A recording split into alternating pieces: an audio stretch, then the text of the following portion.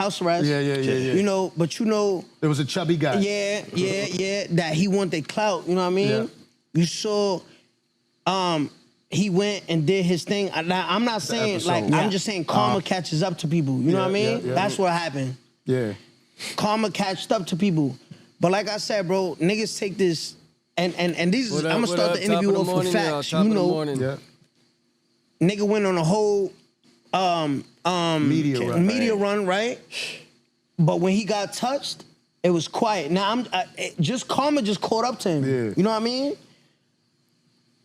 But that's how me and you spoke, and I was like, yo, bro, like why he ain't saying nothing now? Like, you know what I mean? Talk now, talk now. But now go back to the situation where I'm on house arrest.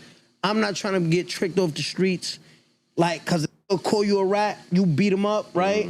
But my situation was armed. He had a concealed weapon. He was ready to kill me. You know what I mean? My girl was scared. My kid was scared. About Fat Joe and like I said, I was scared. So I'm traumatized. I got PTSD. I'm like, when is gonna happen next? Or when you see Charlie Kirk has Secret Service. It's a bad influence. He got the list ready. Yeah. Niggas, you pass. She, all of them. It's on every corner. Yeah. So you born into that environment. It depends on where you live from. If you live in New York, there's a bunch of liquor stores, There's liquor stores, there's lottery tickets, there's crackheads, there's prostitutes, there's gang members, right? So when I'm born in a life of crime, right, I adapt. So when I adapt, who comes? FBI, state police, whoever, right? So I'll say FBI is worse than the IRS because IRS is just like you have a choice. Right. Being born into poverty, you have to adapt and then switch your adaptation to live something, you know, that you're not. So imagine not having no money and then having money. They don't teach us this shit in school. How you supposed to know how to navigate that type of situation? Yes, sir. It's like they all say they don't teach you that in school. I think nowadays they probably do. That's my answer. FBI's worse. Welcome back to the show. Fat Joe said that. Fat Joe's a bitch. Lean back. He said we've been leaning back for 20 years, man. Like, he said you crowned yourself the rat leader and you wrote the 48 laws of snitching. If I crown myself the rat leader, he crowned himself as the cap leader. He didn't rob no 50 niggas at no gym. That nigga, yo, bro, I'm not gonna lie, bro.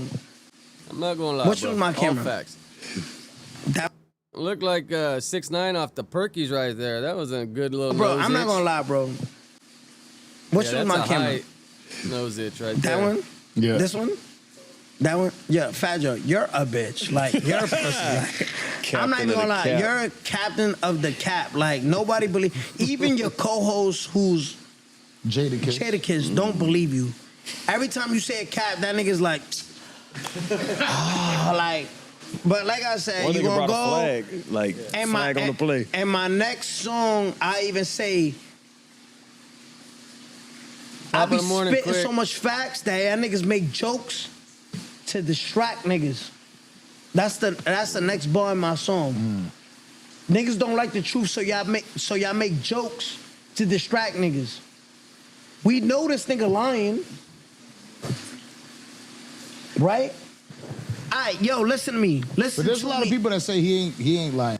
Has he ever said how many 6ix9ines he actually has on his body? Because I remember a long time ago when he did like his first interview, he didn't want to say, but he said he has a bunch. Just these ones right here and here, shit, he probably got more than 69 of them, right? He ain't lying? I guess we can ask ChatGPT. Which one's my camera? If Fat Joe is not lying, the next person on the Dance Project, bring Big Pun's son. Bring Big Pun's son on the Dance Project. Can't even say that shit. Welcome back. Chris Rivers. Welcome back, y'all. Let's skip this clip. Watch when he see this clip, he gonna hit up, yo, Chris, don't do that. How much money you need? Fuck out of here, nigga. Yeah, let's talk about it. Yeah, you just said a lot. You just said a lot. Bring. It's crazy. ChatGPT says that shit's still a mystery. Nobody knows how many 6ix9ine tattoos 6ix9ine has. A lot of people say over 200. Those are probably people that have like hit pause and counted them. Pun, son. Even on the fucking verses, remember when he was facing Ja Rule? Yeah. And they said, don't play that shit. That's Big Pun. Don't do that. Don't do what, fat bitch, nigga? What the fuck you talking about, nigga? Fat Joe Fuck must is go you hard on talking about? 6ix9ine. You pussy, nigga. And I remember went to your sneaker store. I went to the sneaker store in New York. Shit was trash, nigga. Fuck is you talking about? Fuck is you talking about? Said lean back, nigga. Nigga, them sneakers was trash. All right, top 5 in the game. Top 5 baddies in the game right now. Oh, shit. Oh, man. Trouble. Let's see what you gotta say I about gotta Hassan cause a little bit Campbell. of trouble. Fuck top Alright. 5 baddies, like, Suki number 1. Suki is fucking Set it dirt. off. Set it off. Hold on, Suki's dirt. You gonna love that. They trying to fuck your daughter. A buck, nigga. Oh, man. So Benzino, we'll have you on the show next week. We can talk Yeah, about it. not with me. He said, this nigga I wonder how much Danza paid for this Respect this interview. nigga. Fight me, nigga. I don't know if Vlad said how much, but he But- said it was the most he ever paid. So I wonder if Danza paid about the same or if he got a little bit of a deal because they just did the Vlad one. Talk about Hassan Campbell. Listen, I was a big fan of Hassan Campbell. Yeah. Big This guy fan, wearing bro. sex appeal Like, cause clothes he's here so too. burnt. Like, you know, he's fried. Like, so y'all from New York, y'all understand what fried means. Yeah. So the nigga, who we talking about? Hassan. Yeah. Hassan Campbell. Yo, Hassan, you gonna see this Yeah, shit he be drunk. tight. I don't know if he on I the don't perky, give a but fuck. he drunk for sure. Hassan, what got me intrigued, he be talking so much shit, like turn his TV off, right? So when I got out of jail, on a pandemic, I used to just watch YouTube to go to sleep. So you see this old head, he an old head. So he be with an Android like that. This is my camera? Yeah. He be with an Android like that. Man.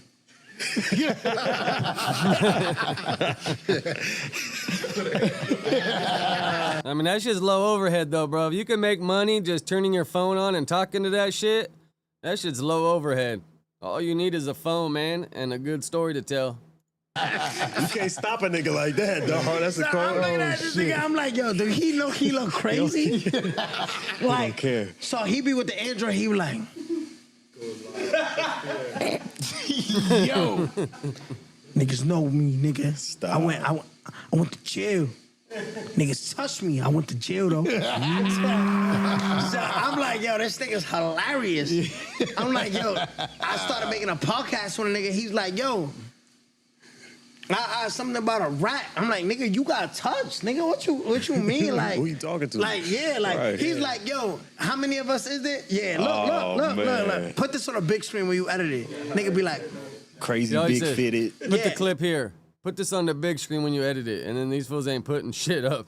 Fat then ass do-rag. Yo, it's crazy. He be showing niggas his crib and be like, yo, bro, that shit ain't been that fire. Like, so, look, YouTube money, man. yeah, so, but he cool. I like him because he's really him. He's not, so let me not be a hypocrite. I like him because he's him. Yeah. Yeah, this happened to me, but I'm more of a family man now. Like, So where did he get thied?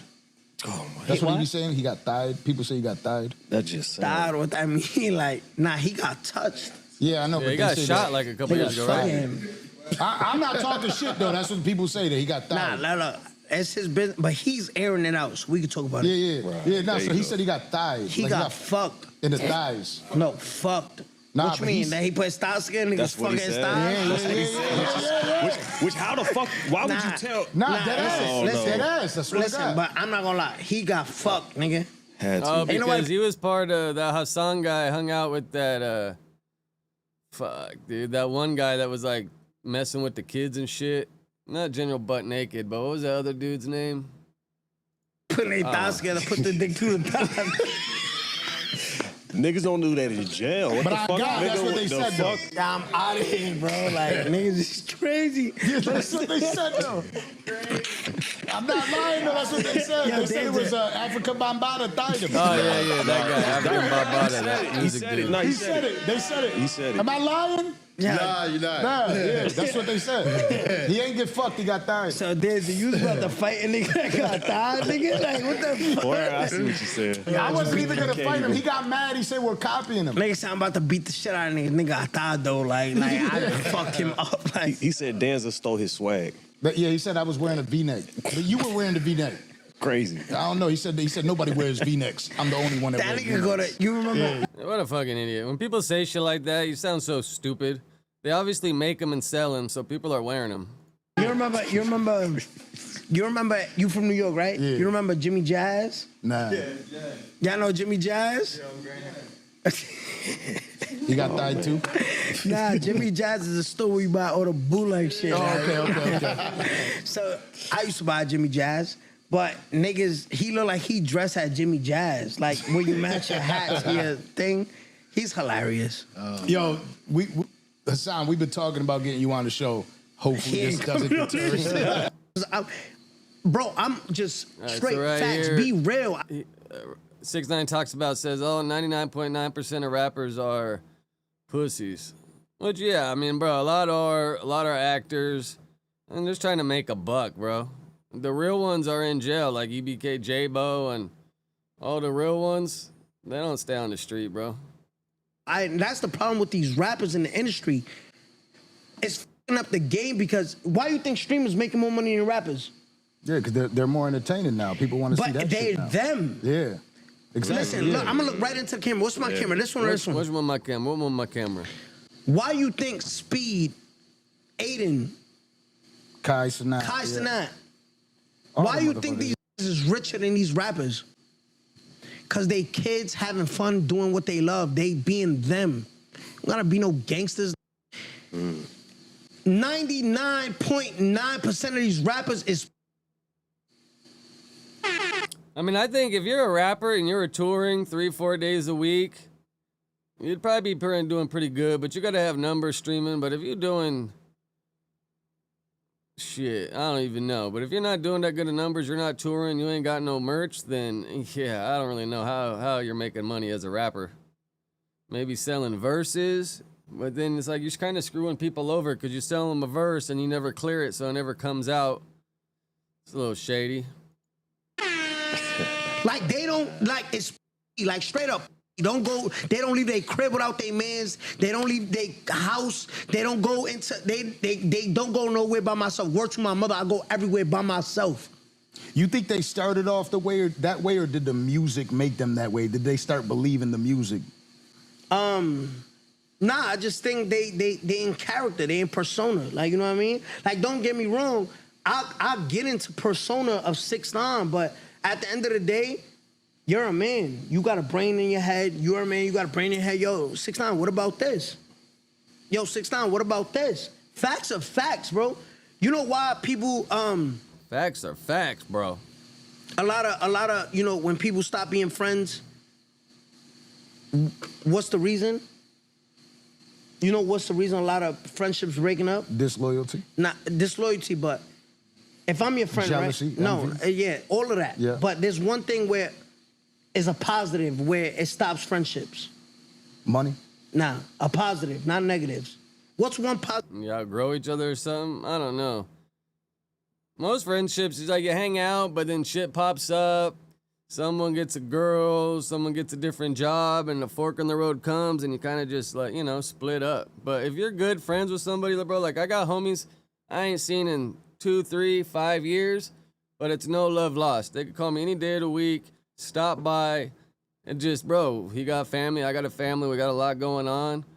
We ain't got time to like cater to that. But at the end of the day, bro, you can holler at me, and how our friendship was when we hit the fork in the road is how it still is today. That's how I get down. Positive that stops friendships. I don't know. The truth.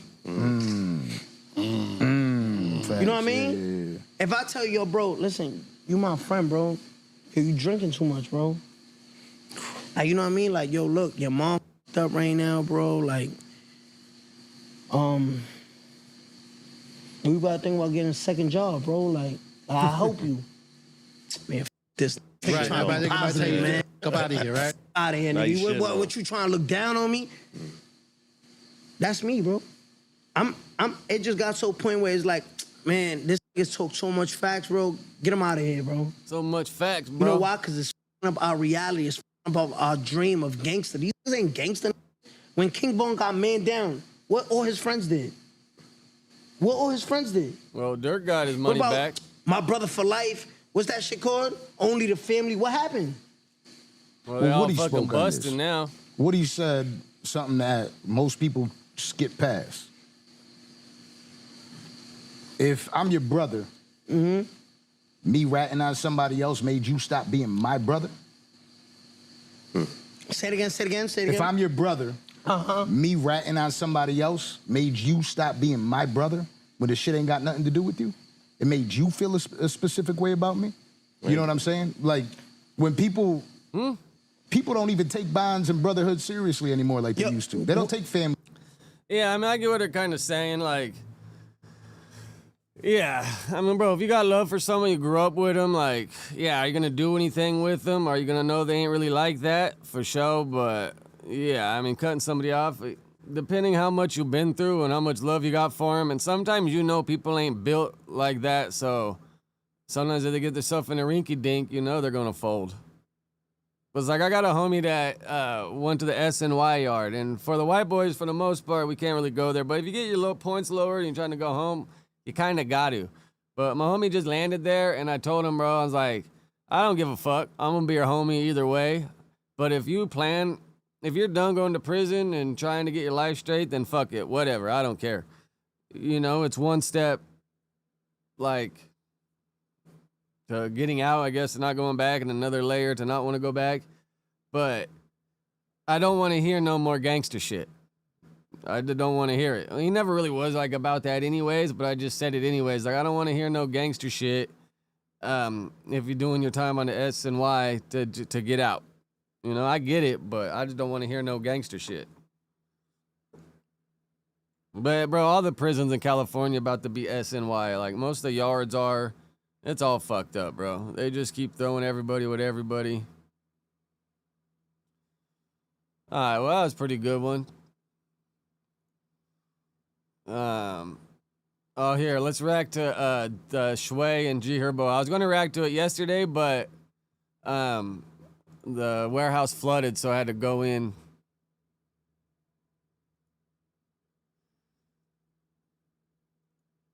You compare Juice WRLD's death to Tupac and Biggie for your generation. Why? Because all of the lives that he influenced while he was here, you feel what I'm saying? Like, he was somebody that, he was like a real global superstar mogul for like the kids that were like misunderstood and the lost and the hopeless and the stuff like that. Like, you feel what I'm saying? He gave people like reason to want to live, like people who contemplated suicide and stuff like that. Those were the people that his music touched. And when his life was cut so short, it devastated so many people. You feel what I'm saying? It devastated a generation of kids. You feel what I'm saying? The same way Big and Tupac devastated a generation of people. I mean, it's kind you know of what I'm true. saying? Like, there's Juice definitely birthed a whole bunch of people with this style, just kind of like Draco did. Man, imagine if we ever had the Juice WRLD Draco collab. That shit would have been hard. Damn, imagine the Juice Draco. Because anytime Juice collab with people, with Thug, with Herbo, with Youngboy, bro, he made hits, man. Made hits when he collabed with people. I wasn't trying to like, and people kind of like took that the wrong way. Yeah. I wasn't trying to say like he was as big as Biggie and Tupac, like, you feel what I'm saying? Right. Like, he done as much as Big and Tupac. Right. I'm talking about the Yeah. effect that it had on a whole generation. I'm sure of if people. Grade Whereas, A like, reached his out music to him, will I'm sure they would forever make live on. it happen. When people But it would die, just like, be, posthumous music, you know. posthumous, it always. I wonder, like, go does up. Ralphie It have a become- bunch of unreleased Draco, or Draco probably released everything he had, especially by now, which I think a lot of Juice stuff's been released. There's a few songs that I don't think I've ever heard been released. I don't know if they're leaked, because I don't really listen to the Juice WRLD leaks, because a lot of them sound like shit, recorded weird.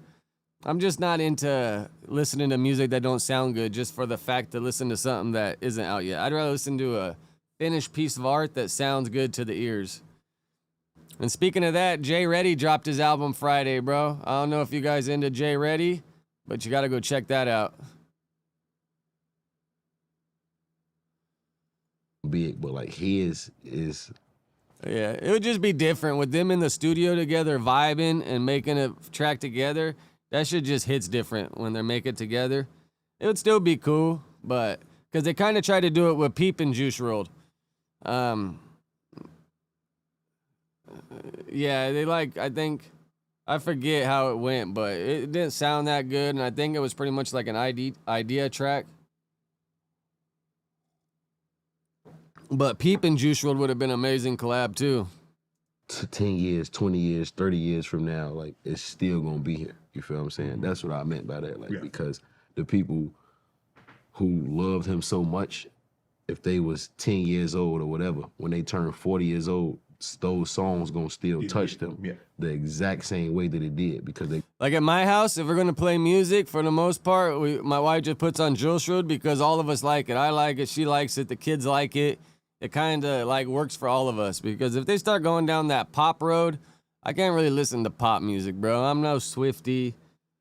Yeah, just all that shit. I can't do it, man. I'll suck it up and listen to it if I have to, but yeah, man. I like rap. For the most part, rap, I guess. I like some metal. I like a little bit of country. But it depends. I listen to music on depending what I'm doing. They gonna remember his legacy. Like, that's what I meant by that. When you got the word that he had tragically passed away from an accidental overdose. Yeah. I was in LA at the time. And I think my girl called me. My girl called me first and told me. And I got mad at her. I'm like, man, what the are you talking about? She like, Juice WRLD just passed away. I'm like, man, you tripping. And just hung up like. And that phone call that morning, because my wife's heard me answer the phone a lot, and just like, I don't even know what I say, but I just have like a tone. I might like, oh shit. Or I don't even know what I said. I'd have to ask her. But every time she hears someone call and hears that tone, she just says, who? What happened now? Because she already knows the way I answer and the way I react that something bad happened. And it's not like I freak out. It's just like, I'm like, oh shit. And she already knows like something happened to somebody. When I be in disbelief when I be hearing that type of shit. It throw me for because it's hard when people that you know, they not supposed to die at 20s and the 20s and in their 30s. That's not supposed to happen. Yeah. We supposed to be like 75, 80 years old. Yeah. Well, such and such had a heart attack and such and such had. You don't expect somebody. Like he was so like he had reached like the height of like so much success. Yeah, you know what I'm saying, and I feel like he was just reaching his peak. Like. It was his birthday. I think he died 6 days after his birthday or something like that. You feel me? It's like that was one day I got videos. I'll go through the videos and pull them up. Us out there riding bikes, shooting guns, just having fucking a good old time. Really, like, it messed me up mentally. You feel me? And he died on December 8th, I believe.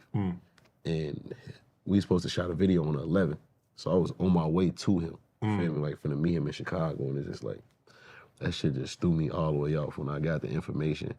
And like just him being like, he was just like a good ass kid, bro. Like for real. Like even the way he died, like you rich as Juice. Like you rich as a.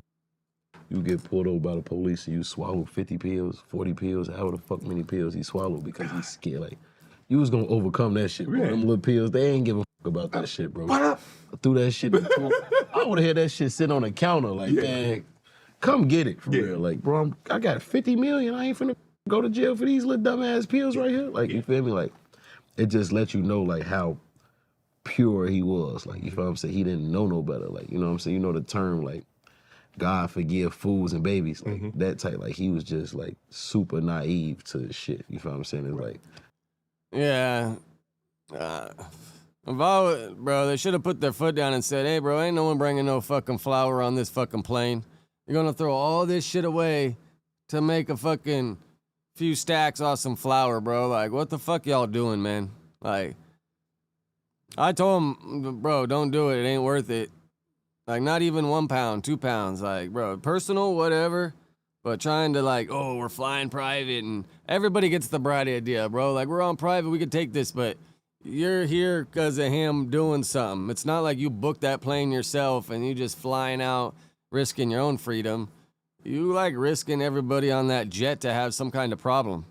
And then they're flying with a bunch of Chicago gang dudes, so you already know the cops are probably watching it.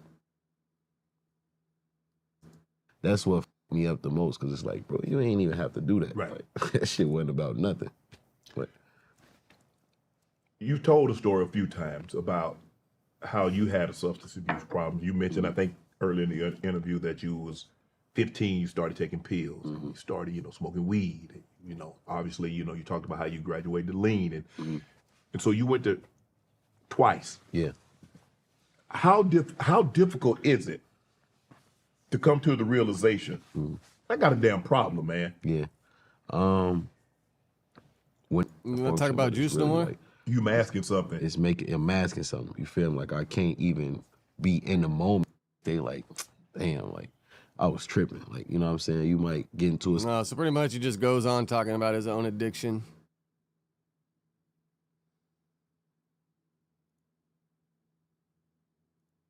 This is pretty trippy.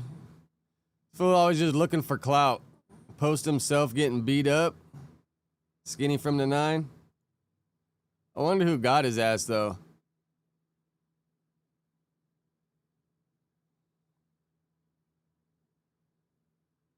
Is anybody saying what happened? I wonder if they tried to rob him.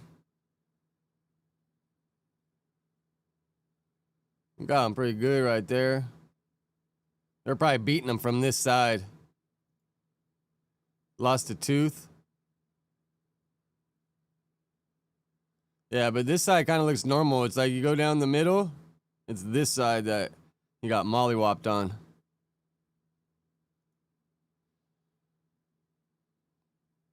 It's just so crazy. Like, let me just post I got beat up so I can get some likes.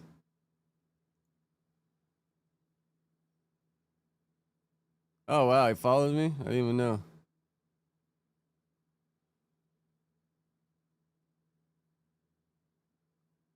Guess I'll give him the follow back. My bad, bro. My bad. So this is where he was right before that. I feel like a boss in this bitch. I took a loss to get rich. I took losses and rich. I'm not sorry about shit. Like my heart about to switch all across and they get. I wonder if they got him at the studio. I don't want to hear about the thing. Damn, is that the same shit he's like wearing? I don't know. I guess we can't tell, but damn, did they rush the studio?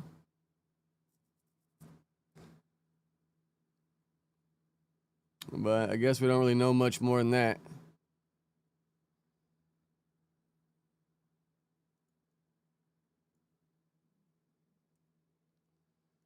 Bro, what the hell are these guys doing?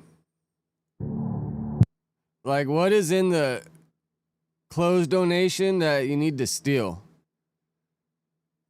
Today announced the arrest of 16 defendants facing 98 felony charges relating to systematic theft of donated clothing from charity bins across Suffolk County.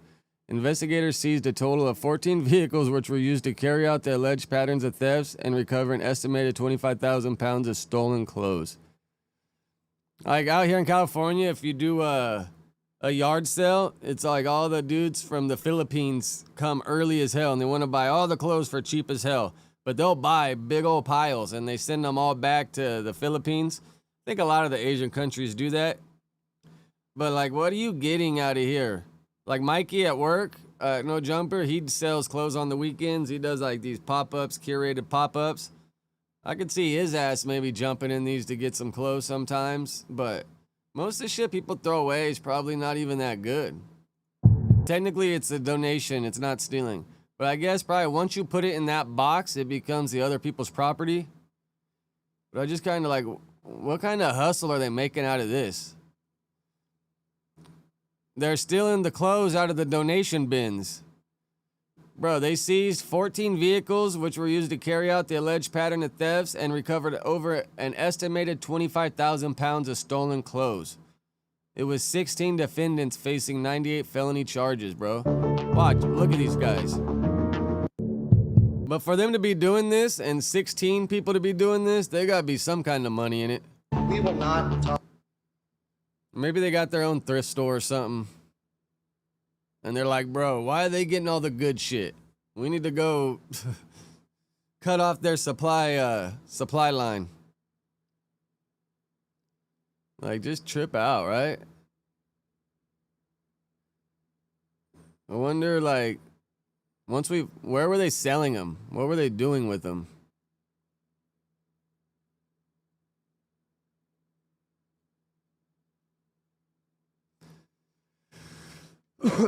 Yeah, I don't know, man. Maybe like thrift store, or they just go through everything and pick out the good pieces. Because imagine if it's like some like 70-year-old lady and she had like 5 kids and she just kept a lot of their clothes throughout their life, and they got like cool shirts from the 80s and 90s. I could see, but being worth something. But then there's probably a lot of like trash in there. I mean, most of the stuff, like, because we just donated a bunch of shit, and instead of my wife taking it to one of those bins where I dropped my daughter off from school across the street, they turned this hotel into like a shelter, I guess. And like you see a lot of moms and kids there. So all like the kids' books we had, a lot of the good stuff. I was like, let's take it there, because at least if we take it there, we know it's going to kids and families and stuff that can use it right there, rather than giving it to Salvation Army or the Goodwill and then them selling it for $10. And most of the money at Salvation Army and Goodwill probably isn't even going to the people at the very end you think you're helping. Most of it probably goes to paying people to work and do jobs, and the person running the company's probably making like $1 million a year, or who knows how much. But you should be doing that shit for more to help the community.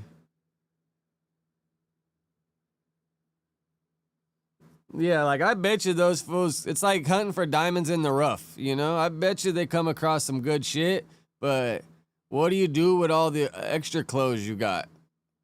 I mean, I wouldn't doubt they're sending that shit overseas.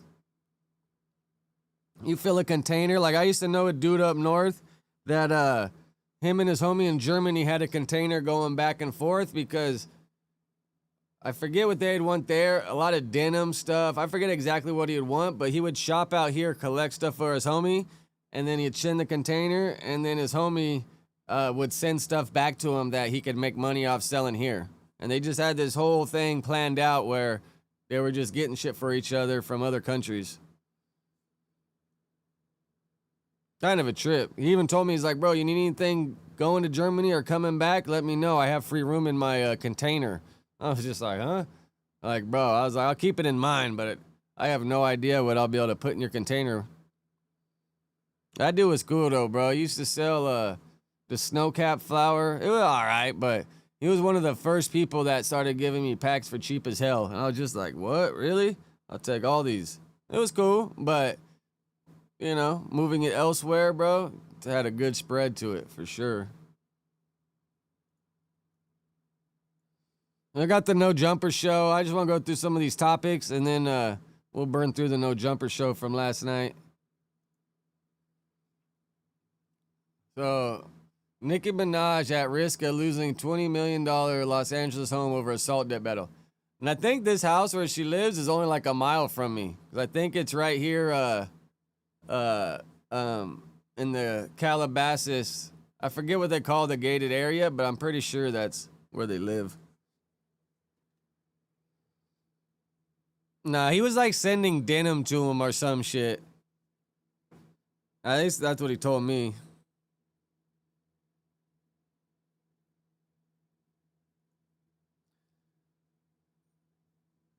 So Nicki Minaj at risk of losing her $20 million Los Angeles mansion over not paying a man whom a rapper husband allegedly assaulted in 2019.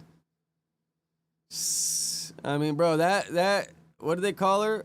What do they call it? Oh, her husband. I guess they got married. Man, that dude's probably caused her so many problems. I told y'all the story the other day when he knocked out the Live Nation CEO of Europe or whatever he was on the Nicki tour, and they had to smuggle his ass out of there. Thomas Weidenmuller claimed in court docs obtained by Page Six that the Anaconda rapper and her husband Kenneth Petty have refused to pay him the more than $500,000 they owe him after he filed assault against a registered sex offender. Wadham has now asked the court to help him collect the money by placing Minaj's 11-bedroom Hidden Hills, California home up for sale. Yeah, they'll put a lien on some shit, bro. You owe someone money, they'll put a lien on your shit. And if you ever try to sell it, they got to get paid first. Is this like her kid or something?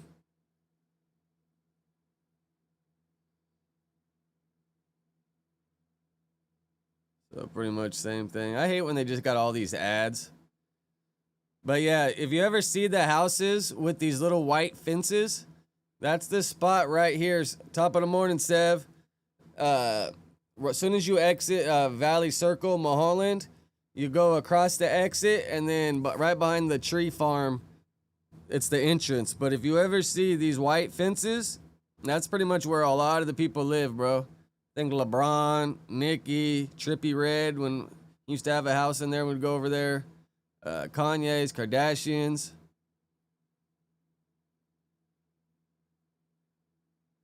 Oh, bro, I don't live over here. I live in the houses in Woodland Hills. It's just, you know, like in proximity. But, bro, no way in hell do I live like this. Hell no.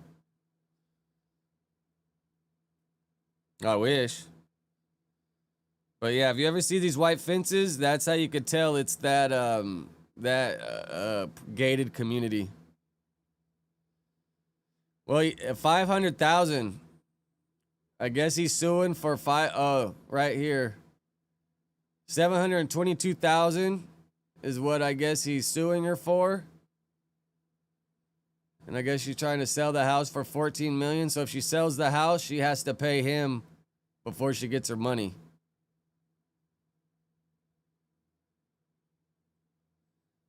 But like I grew up on the east side of the valley, like the northeast side.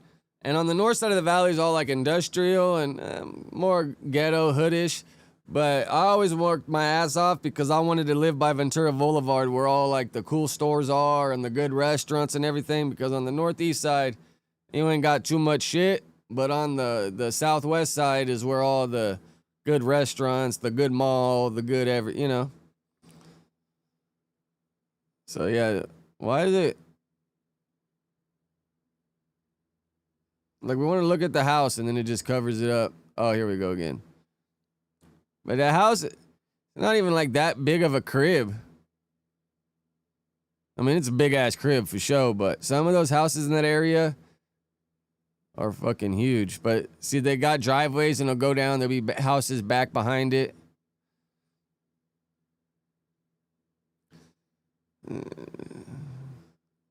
I guess they're saying Nicki Minaj is worth anywhere from 150 to 190 million. Reportedly the highest paid female rap star in the world. Oh, this is probably... I could probably get this on Pacers if I could find the guy's name. Weidenmuller. I could probably pull this paperwork.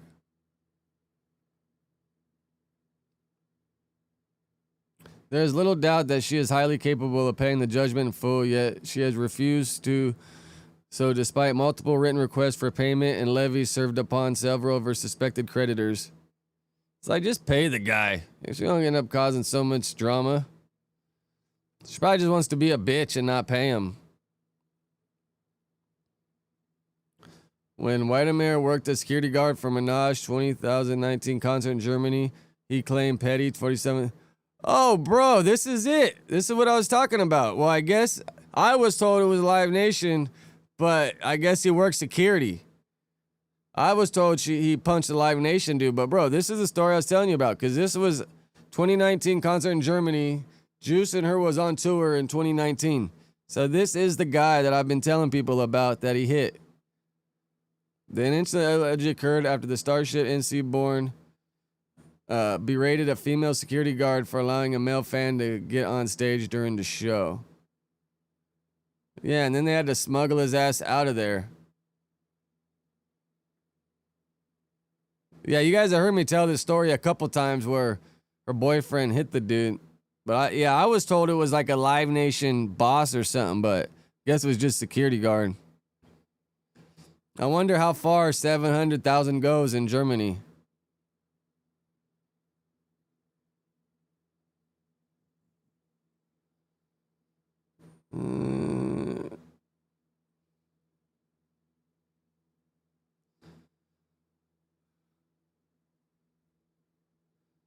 So yeah, fucking her husband broke his jaw. But I remember after it happened, it was like commotion and all kinds of crazy shit. And I found out the next morning that he fucking dropped the dude. Homeboy saying he had to go undergo 8 surgeries to repair the damage to his jaw. Fuck, bro. Kenneth Petty hits like a fucking rock, huh? Hits like the Hulk. I guess the judge awarded Whitemire $503,318 for damage under default judgment. But yeah, damn, bro. So that's crazy. So I always wondered what happened to that. I wondered if they ever sued or if they just didn't do it, because I thought it was a Live Nation guy, so maybe they were like, screw it. She's on tour or whatever. Who knows? But now it makes sense. It was a security guard. Fuck, bro. Trip out.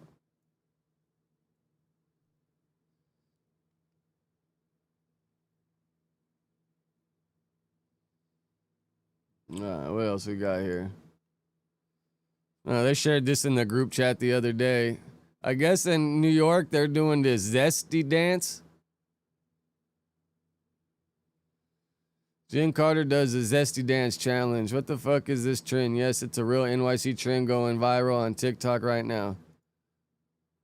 Hezzy, let him in cause that nigga be bready.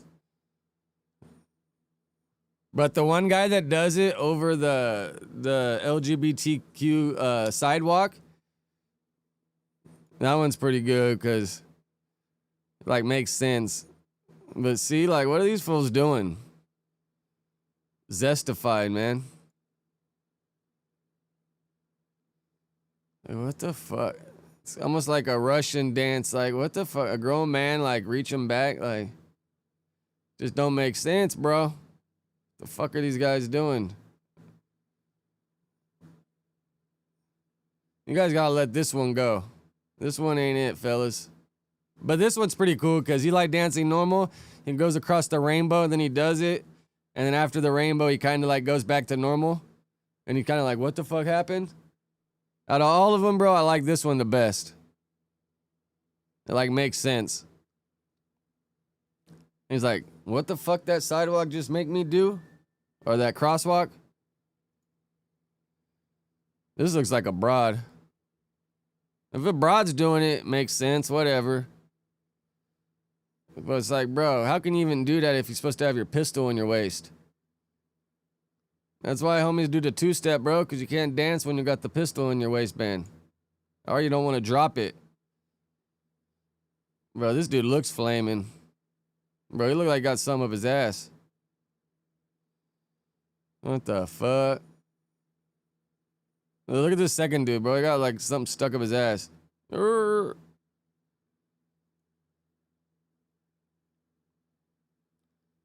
What the hell are you doing, bro? All these are gonna come back to haunt these fools. I hope none of these dudes think they can drop a diss song after dancing like this. I'm like, fuck that. I'm trying to get to the cheddar. I guess if I click it fast, it might not catch me. I'm like, she come trying to party with Heather. My bitch and her friend trying to get them together. She like, no, we not doing. It's like, why are all these dudes filming on like an old ass phone? That's what always trips me out. Like, how's your fucking phone camera look like this in 2025? Don't make sense, broski.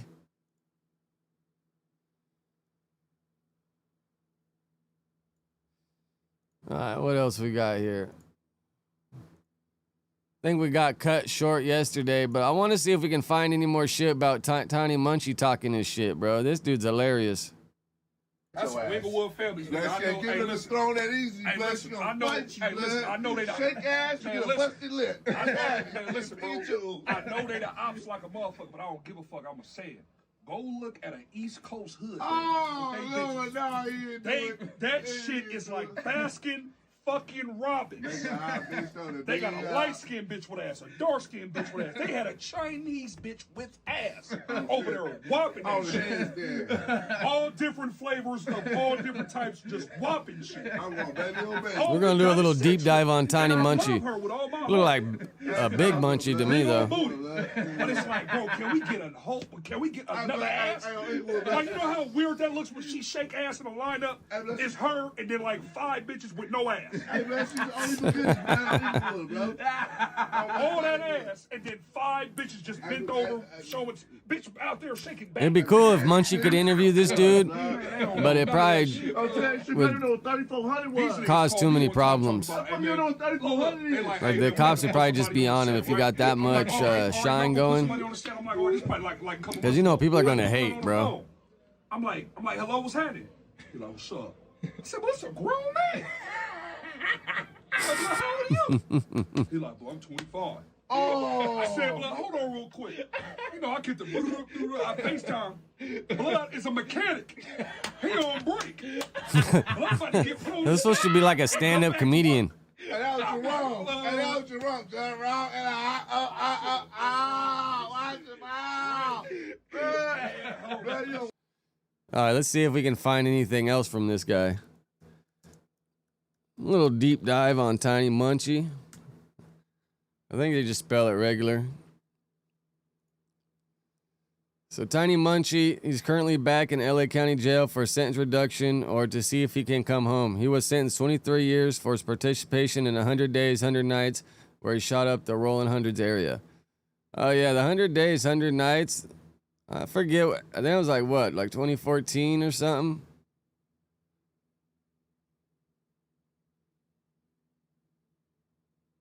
Little Chinaman from 11 Deuce Hoover is a massive 6'6" behemoth of a dude, and Big Chinaman is skinny. What?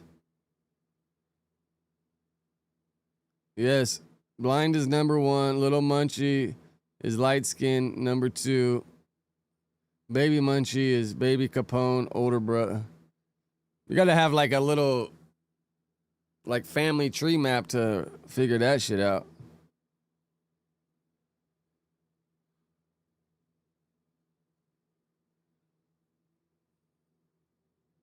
Yeah, Tiny Munchie look like a big Munchie.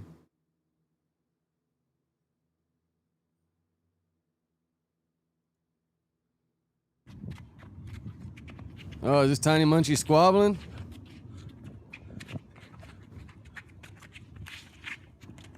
Oh, I think I've been to this park.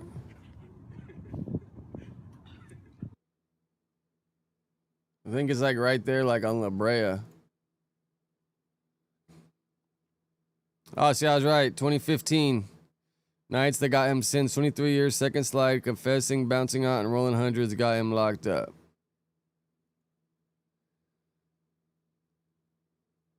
So this is his paperwork.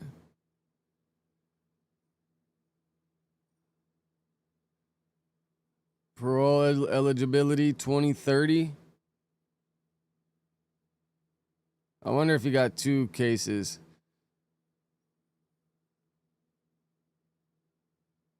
Oh, so they must have gave him to him bow-legged instead of concurrent. Street gang act in commission of violence, felony, use of firearm, attempted murder. I really had the rolling 100 spooked when I bounced out that car and made it happen. Shit, I'm sure anyone's gonna be spooked, bro. You jump out the whip with a cannon. You see what happened to YCA bands yesterday? Oh, so I wonder, Tiny Munchie brother from 8 Trey.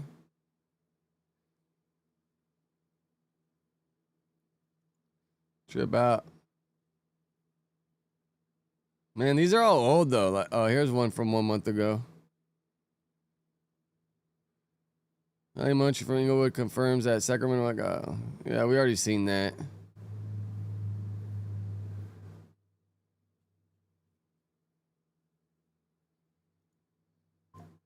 Yeah. I wonder if Tiny Munchie got to Instagram. I need to follow that.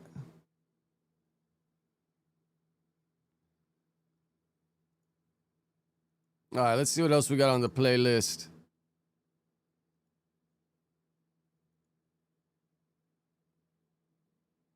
Oh, it's kind of interesting. How anybody felt about it? He said they want to talk about. See, this is all news to me, man. I didn't even know any of this happened or anything until I guess all them texts started coming out or whatever the hell the story is with them. Adam and Bootleg Kev. I talked about it at the end of the day, but I'll break it down over here too. Oh, you already talked about it at the end of the day? Oh, so watch at the end of the day. Probably just leave it there. But I mean, they probably want to hear it because it's about swatting your house at your house. Why? Yeah. And T-Rail just launched full war. You know what I'm saying? Okay, let's do it. So all right. So ask me, what part you want to break down? How you feel about top of the morning? Swatting your house or trying to swat your coming? house? And I said that like I said at the end of the day. No, don't even say all that because nobody saw it at the end of the day. Okay, just give us so a take. I'm just gonna say this, right? Yeah. Me, I'm on the table. You can play around me all day. I don't give a. You can say whatever you want to say. I ignore that anyway. When you involve my household, my son who has special needs, my girl, my daughter. Oh damn! I never knew. That puts my back against the wall. That sucks. That's playing never dirty. Knew that about you AD. gonna play dirty? Kid. I can play dirty. And if you don't have no regard for my child, I don't have no regard for your child. You could take that any way you just want to decipher that. That's a whole nother ball game. I don't play about my children. You know what I'm saying? And I've said specifically on at the end of the day, if that was to happen, them porn sites will feel like Baghdad for you. If you catch my drift. Yeah, I'm gonna react to it. I'm try to find some more stuff. I see a bunch of people put videos out. Yeah, I want to look at that in a little bit. But yeah, I run the boards over there. I'm the one off the camera doing on the computer. To go to jail, go to heaven or hell over my children, over my household. I'd rather to take it. I'm ready to end all of this, crash out fully when it. But see, that's where it gets a little tricky, bro, because yeah, you want to crash out and oh, I did that. But then another time you're like leaving them hanging. But when I was busted, bro, this old man Larry from IE, he was like probably like 70 years old when I was with him. I think he'd been down like 40 years, 30 years. And some dude molested or something his sister's kid. Well, he went and handled the business, and every day he'd be right there at the table playing pinochle. And I mean, he wouldn't say it every day, but every once in a while, he'd be like, I don't regret being here. I'd do it all over again.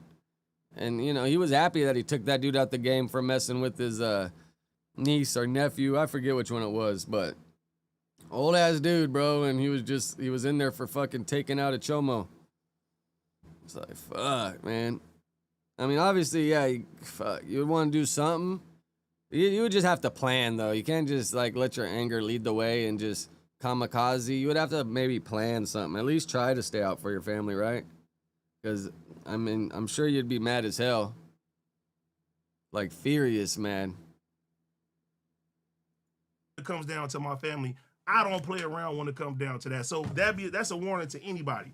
You play around with my children, you play around with my family, don't be surprised. At the lengths that you're willing to go to. I'm willing to take it all the way. I'm ready to crash out, throw all the shit away from my children. 100%. And guess what, brother? 100%. I'm gonna be right there with you. Oh yeah, for sure. Ready to go all the way too. I don't know if you guys ever seen that one documentary about the one dude that was doing all the swatting, probably like, I don't know, maybe it was like 10 years ago, 8 years ago now, but that fool was right here from the Valley, and he was part of like Discords and group chats, and sometimes he would do it for free, or you could pay him $100, couple $100, and he would swat any address that you wanted. And he went to jail for it. I think like he was responsible for some of the big ones that were on the news. This fool got out of jail, and while he was in the little halfway house, he was already back up on his hustle doing it again. So they caught him doing it while he was in the halfway house trying to get his hustle back on. Fuck crazy, right? But man, like you do that and you just don't know. Fuck, bro. Like when they come do that, do they just tear your house apart or do they just kind of do a walkthrough? Like one day my alarm went off because I was messing with something and I thought I typed the code in wrong or whatever. And they came and they were like, "Are you here?" I'm like, "Yeah, this is my house." Blah blah blah. They asked, "Is there anyone inside?" And I was like, "No, it's fine." They kind of just took my word for it and left. But imagine if they don't take your word for it and they just want to destroy everything. And God forbid when they come with the guns out. But I'm sure the cops are kind of hip to it now. Like, is this a swatting thing or is this real? Because for a little bit they probably just came like everything was real. But now you got to approach everything with caution. Schools, Crash. parks, Crash. recitals, Crash. whatever. Crash. Houses, Crash. birthday parties, Crash. out of here. Crash. Out of here. Crash. Yeah. Yeah. Out of here. 100%. Crazy. Yeah. And will gladly go turn myself in. No. I'm gonna be on a run like the 5 months. That's fine. I don't care. For my children, all that well-being, it's out of here. I'm all Louisiana All inmate. that, yeah. Go out as long as we can. I'm gonna and be shit in like Atlanta, that. You my feel boy. me? I'm in ATL giving them hell. You dig? 100%. I'm not playing. You're gonna be hidden up under the basement. You're gonna have some wigs in there and a couple boxes of bubble gum. It's like, why'd that Derek Groves guy have all the bubble gum in the house? Kind of weird, right? Around Yeah, with yeah, none yeah. of that. That goes beyond anything. See, shit like that is like sick and sadistic. I never sat there and thought like, how can I do this to somebody's children or play around people? I never looked at it like that. And to me, it's like, if that's the lengths that you're willing to go. And well, part of me like don't really make sense. Say like Adam intention was to do that or whatever, allegedly, hypothetically, whatever. Like, if you're not trying to make these guys bigger than they are, by you swatting somebody's gonna make them go even more viral. So I don't really know how it makes sense, like why, say if Adam was to do that, like what's his intention? Like why? Like, I don't know. I have no idea, but it just, yeah, I don't, like, what's the intention? Like why? It's only gonna help them get bigger if you're trying to like slow their roll by doing it. I mean, I don't know. I have no idea. You basically will try to kill me. So somebody got to get somebody first. And don't leave it in my hands. It's like, bro, if you paid somebody to do that and then something happened, you're kind of like the mastermind. Like, you know, the person that pays the person to kill somebody gets more time than the person that actually killed him. You get what I'm saying? That's a crazy take. That's He what want to this do all is. that. He want to see you die. You really don't care about my children and my household, so I shouldn't care about yours. I might be on killer season if you've seen that movie before. You feel me? That's some dark, bro. It's dark. But if that's the lengths that... It's so funny, when AD goes to make his point, he looks at the monitor instead of like the camera. I don't really sit here and I guess try to make points, but if I was to make a point, I think I'd look at the camera rather than like talk to the screen. It's the fact that the people that love you, a lot of people that love you don't know he did that. See a lot of people outside don't step into this internet world, but when you do something like that, that's when from outside step in. But when you start putting where his kids lay their head at. And listen, when I wrote that, you know what I'm saying? The podcast. His try to DM me and all. I didn't even read because I don't even play. I don't play around like that. I put the flag out there. If this is where you want to go with this shit, let me know. Because the day that my children or my household is compromised over this content shit, it's gonna be Baghdad for you. 100%. Your whole family. I don't give a everybody.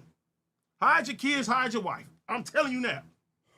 Don't go down that path. I'm not going down that path. That's weird though. It's like, super weird. I think that's just period, like swatting somebody's house. Like, man, that shit crazy. Why would you want to send like police and feds? Like, you know what I mean? You basically like on some snitch shit. Like not even snitch shit. That means like you have no regard for my family. Yeah, that too. But I'm saying like that shit is crazy. You feel me? Yeah, swatting is crazy. Like, why you want to see niggas go in hopes that they find something at their house or whatever and send them to jail? Like, but it's like I don't even think. Say they come for a swatting thing and they walk in. You need a search warrant and a reason to go to someone's house to arrest them for something. If you're going there as a safety check because someone said you had a kid tied up in your basement, all they can really do is go look around. If you got shit on the table, I don't think they can really fully do anything about it. I mean, obviously, if you have kids there, you shouldn't be having shit laying out anyways. But I'm pretty sure the cops don't have the warrant to come there and get you for anything else. They can only come and check for what the report was, I would think. Why would you want to do something like that? You know what I mean? Like, you a weirdo, bro. Yeah, for sure. But like I said, the day that shit happened, just know, you better move. I'm telling you now. Allegedly. Ain't no allegedly. I'm letting it be known. So don't play like that. Allegedly. Ain't no allegedly. I'm telling you straight up. Allegedly. I don't give a. I really don't. Allegedly. Nope, ain't no alleged. I don't give a. He means allegedly. You'll thank me later. Allegedly. Kablooey. Kablooey. Yeah, that nigga's a fuck nigga for that. Kablooey. I don't give a fuck on everything. That's a fuck nigga. Yeah. And the bootleg Kev shit, I hit a bootleg Kev for sure. You hit a I wonder, like, how long ago were these alleged texts supposed to have happened? Is this shit, like, all recent? 'Cause I didn't even ask Adam. I don't even care. It's more here for a topic of conversation or whatever, but are these things like a year old, 2 years old, 3 years old, or are they like a couple months old? Like, what's We Starvin' saying? Bootleg Kev? For sure. What bootleg Kev talking Bootleg about? Kev was really like, he didn't care how anybody I felt. mean, the bootleg Kev tech, that had to be a long time ago, bro, because I remember the first time I heard these fools on Power 106, they still had the store over there, so it had to be like a year and a half ago, maybe 2 years ago, first time I heard them on Power 106, because I was driving home, and I heard it. I was like, oh, shit, these fools are on Power 106? Which, if you ask me, bro, I think it's dope. I think it's growth. Anywhere you could get on and do something more is going to help you out. Some people like tried to hate on him for the radio. I think it's a good move, personally. About it, he said if anything, he didn't want me and you looking at him crazy about certain shit like that. So he was like, look, he sent me some shit and he was like, show pun. I don't care about anybody else. Anybody make content. I just want to let you know I ain't on the weirdo shit. So what was it? He showed me all of the text messages, the list and everything that was said and shit too. So what was it though? Like what? So basically, the white boy was trying to get the information, and then he basically was like, I don't fucking know about that shit. How could he know about it anyway? He's from the other side of the radio station shit. You know what I'm saying? So yeah. So then he goes, how did he? What is it? So white boy hits him up and says, hey, I hear that the. This is where it gets boring. Like, who cares about the radio shit? What else we got here? Oh, bro, Hamas is still back on their bullshit, bro. Look at these crazy fuckers. I wonder if YouTube's gonna get mad about this, but we'll figure it out. And bro, this is like a couple days after they did the whole peace thing. But I guess in the deal, Trump told them they can, I mean, I guess like their country or whatever. I don't know what you're really gonna do about all that, but Trump said they can manage their area or whatever the case. Pretty much like what they did with the Taliban. So this is how they manage their area, bro. In a public execution. Shit's crazy. Harrowing video shows the gruesome scene where Hamas carried out mass public executions in Gaza on Monday, just hours after signing a peace treaty with Israel. The graphic footage shows 8 badly beaten, blindfolded men kneeling in the street before each is shot dead by Hamas gunmen in front of a cheering crowd. The horrifying killings are part of a series of bloody... Yeah, I mean... Let's talk to him. Flacco, I think, has always been a hater. But the only reason I started talking to him is because everybody else was talking to him. But mainly me and him just talk about sports, bro. I could show you any of my DMs, and we pretty much just talk about sports and dogs and shit. I've made a reason not to, I don't talk about no jumper drama with anybody for the most part, unless it's out there on camera or whatever. I really don't even. I'm not even a drama filled person to oh, what's going on. But yeah, in any of that stuff, never gonna talk bad about Josh or Adam, because all the people are gonna do is use it against you, Especially if you were to say something about them, they're, oh, I got something that I can fucking show and blackmail them or hold them hostage or something. Who knows what their plan is, but you just gotta know what the okie doke is and always be ready and stay. If you stay ready, you don't have to get ready.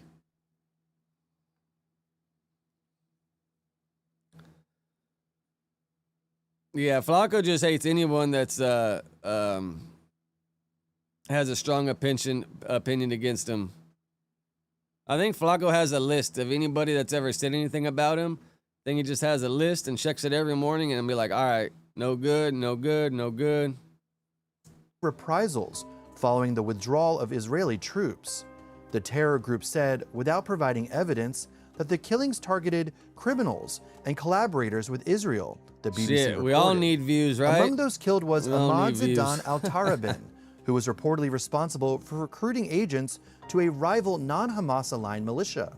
Israeli outlet Ynet News reported. Following the IDF So what were they? Who was reportedly reported. Among those killed was Ahmad Zidan al-Tarabin, who was reportedly responsible for recruiting agents to a rival non-Hamas-aligned militia. Israeli outlet Ynet News reported. Following the IDF's withdrawal as... Oh, so they're like spies or whatever. And I guess the biggest way for them to scare anybody else of wanting to do that is to publicly execute them. Everybody else is going to think twice about doing that, I guess. I know I would, bro. You see some dude just get blown away, like, fuck, these dudes are serious. Per the peace treaty, Hamas has quickly looked to reassert its control over Gaza, targeting the clans, or family-based armed groups that had gained strength during the conflict. Earlier on Monday, President Trump suggested he had given Hamas approval to manage internal... Kind of just showed you how, like, perseverant humans are, though. Like, they can do all this shit to each other, and they can still procreate. I wonder how many kids have been born since this in Palestine since all this has happened. Like, I'm curious, how many kids were born in Palestine when all this has been going on? And then in another country that's like equal size, that whatever, how many kids were born in that country in the same period of time? Because if you're killing everybody and then ain't no kids being born, that's what they call a genocide, right? security in Gaza as it sees fit, as part of a peace deal to return the remaining living hostages to Israel. On Monday, Trump signed the historic deal between Israel and Hamas, which included the release of 20 living Israeli hostages from Hamas captivity, as well as the remains of 28 more. And then imagine, like, if the woman's all stressed out and that stress hormone and just all that stress hormones just going through the baby, bro, it can't be good for him, man. Who are deceased, in exchange for Israel's release of 2,000 Palestinian prisoners, as well as a ceasefire and the withdrawal of Israeli troops to pre-designated I think lines. Disaster's just over there fighting ISIS or something. That's what Lush says. He's over there in Lebanon fighting ISIS. Like, these dudes on the truck cruising with their fucking AKs. I think that's what Disaster's out there doing. I wonder if they be freestyle battling over there in Lebanese. That same day, Hamas announced the recall of 7,000 members of its security forces, quote, to cleanse Gaza of outlaws and collaborators, after the Israeli Defense Force began pulling back its troops. Hamas, in a statement, claimed that it was imposing order and restoring security and stability following the ceasefire. Phase 2 of the peace deal calls for the disarmament of Hamas, but so far the terrorist group has rejected the idea. Oh, so phase 2 is when they're supposed to give up their weapons. And bro, these fools ain't giving up their weapons. Seeking further talks before taking the next steps. Without the IDF in control and Hamas struggling following 2 years of war with Israel, some experts caution that a struggle... Damn, it's been, 2 years, right? Like 2 years and a month or something, or 2 years and like 3 weeks? Among the Palestinians is now brewing as factions seek to fill the power vacuum left behind. Yeah, that power vacuum is vacuuming, that's for damn sure.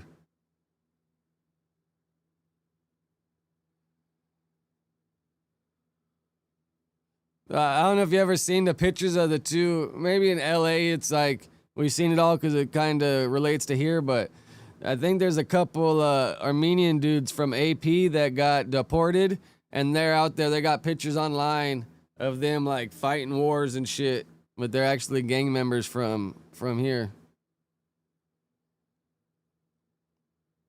All right, I don't think Munchie's answered back yet, but I don't know if y'all seen this. Baby Runner threw the first jab at Munchie. Yeah, I don't think this is really it. I'm gonna see what Munchie has to say and what he responds with. But this just kind of seemed like a rap song where I guess it was just a jab, so maybe it's light work like you sang in the title. Yeah, I don't know, man. I don't know. Didn't really hit that hard for me. All right, let's go some no jumper. Let's do YCA bands.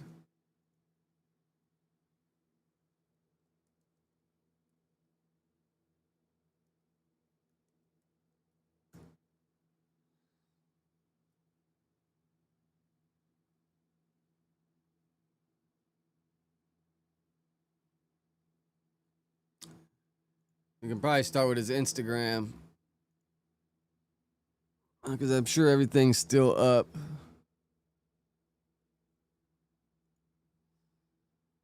It's so crazy after someone passes away and they still got the red circle from stuff they posted. Stop gatekeeping, man, on me. Because to be honest, a lot of the platforms out here that could help niggas, you know what I'm saying? Like, with marketing and stuff like that, get you seen by plenty of people. All they do is push the same artists. Y'all push the same fucking artists. You feel me? And then No Jumper, anybody that's on No Jumper that got any type of buzz, it's not from y'all music. I'm afraid to tell y'all, and y'all can be mad at me. I don't give a fuck. Bet y'all won't say nothing. Bet y'all won't say nothing. Bet it. But it's like even the other day, Munchie said that he just likes to record and make music. He ain't really trying to do music videos or tour. And kind of like, yeah, I get it if you're doing it for fun. But, I mean, I'm sure if someone came with the right payday, Munchie will figure it out. Music videos, I don't think it'd be that hard. Performing on stage might get a little tricky for him. But I'm sure, bro, you get with the right minds, they could come up with something that would make it look dope and make it work. Be mad at what I'm saying and say something, you would not even want to rap no more. I'm going to destroy your whole music career. Any nigga on No Jumper mad that I'm saying something about that shit. I'm going to destroy you. But, yeah, y'all only really popping because y'all got marketing every day. Let's be honest. If y'all left that shit, motherfucker wouldn't know shit about you.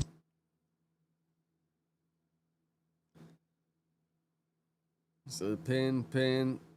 When was this one posted? 3 days ago? Watch what you tell motherfuckers. It's best to keep your plans to yourself these days. Yeah, it's hard to figure out who rocking with you and who against you. Yeah, man, because you'll be talking, giving ideas, and you'll see some motherfucker pop up with them tomorrow doing them. You're like, bro, at least give me a little bit of, love and say, oh, I heard it from him or whatever the case may be, instead of acting like you came up with that shit yourself.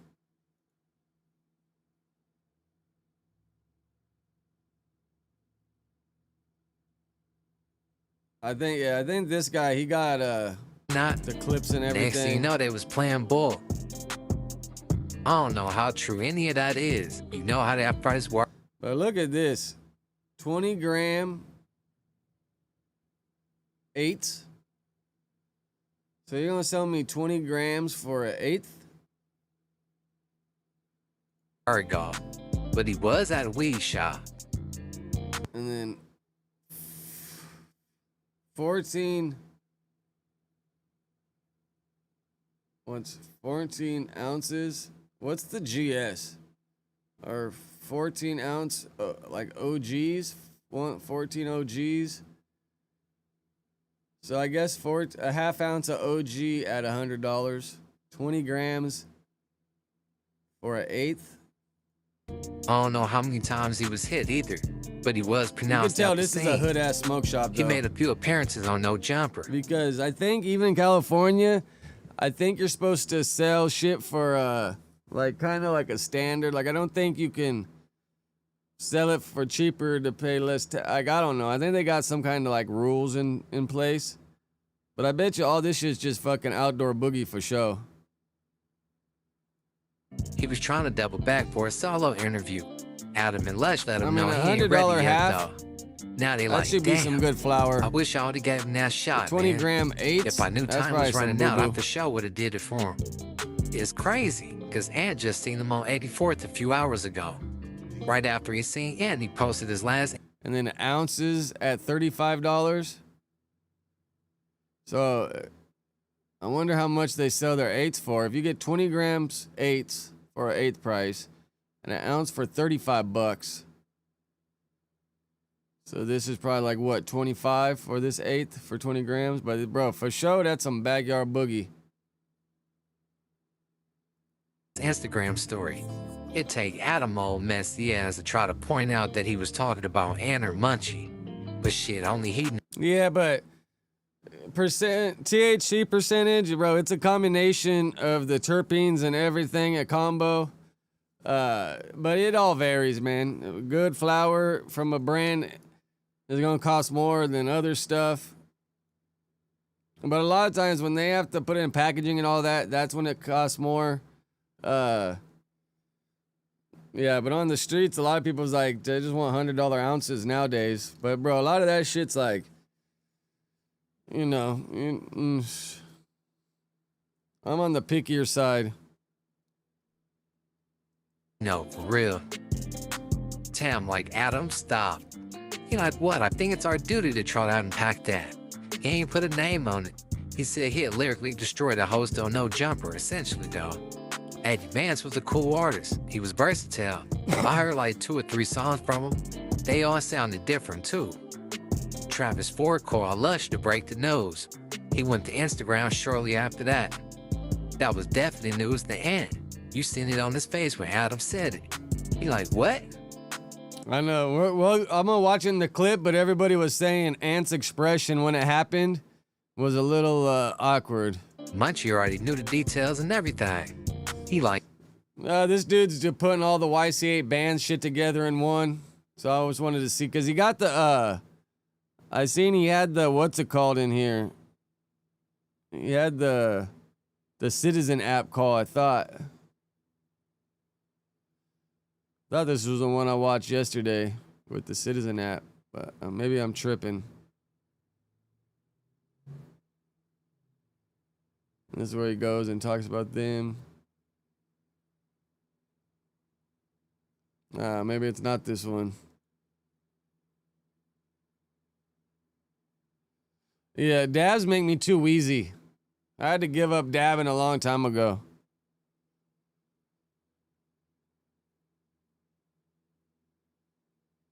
Damn, I should have saved that one that I watched a good one last night, and it had the Citizen app phone call and everything in it. All right, fuck it. Let's just No Jumper show recap.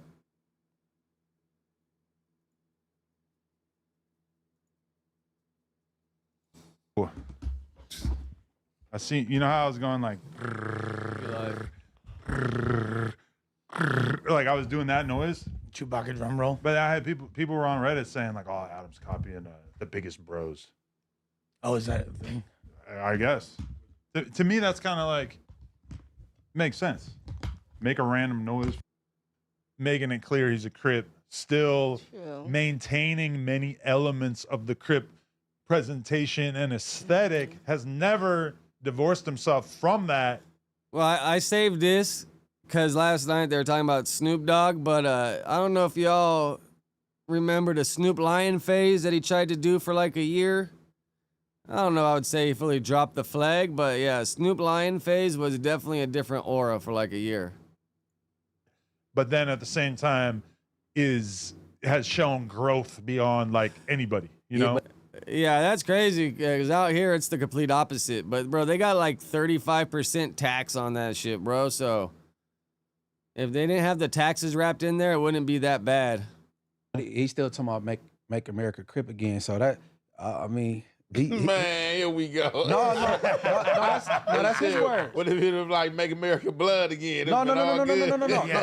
Shouts to Snoop. No, this is Snoop Dogg. That's his words though. He making America Crip again, but he cooking with Mark the Stewart. So it's kind of like, I can't put him in a YN thing because anybody. Yeah, that all came from the YN. Jim Jones being the oldest YN conversation. Names plus Wild Fast 420 and that. Been on this podcast many times. Like I did one interview with 600 where he popped in and spoke for probably 20, 30 minutes. And in addition to that, you know, he was on the news a bunch of times over the years. We don't currently really know almost anything about what went down, but allegedly a few hours ago he was killed on Manchester. Just seen him out of bounds. You did. Bro. Just seen him like 5 hours ago in this hood on 84th at the store. I was just talking to YC. Are you serious? Because I was just looking at his Instagram story, and yeah, he hasn't. His last post was like 5 hours ago. And I thought they was just playing because I just seen YC like today, like probably like 5, 6 hours ago, like on 84th. He went to go get some store weed in from that smoke shop on Vermont. Dude, Yeah, he was where he was supposed to be, Vermont and Manchester. He was. What smoke shop on Vermont and Manchester? Supposed to be some on Vermont and Manchester trying to get some trick. And we got the Khalifa Kush out here too. Out there, YCA Bands died. This is the same. Now they're talking about it here, but we just kind of watched that other little video about him where he died at the dispenser yesterday. We got Khalifa Kush out here. Cookies, obviously. There's a cookie store actually, like a couple blocks from my pad. Gilly Grows, but I wonder Gilly Grows, like who's, because they're probably just licensing the name. So I wonder who's like the company that's putting that in there. And then I wonder, because out there in PA, you guys probably got to grow your stuff there because technically you can't cross state line. So yeah, I'm just curious, like what the quality is and everything and who's growing it. Because you can get the cuts there, that's fine. So you can have the same strain, but it's just the growing. Pretty much, yeah, they're growing. If they're following the same recipe, the same setups or whatever.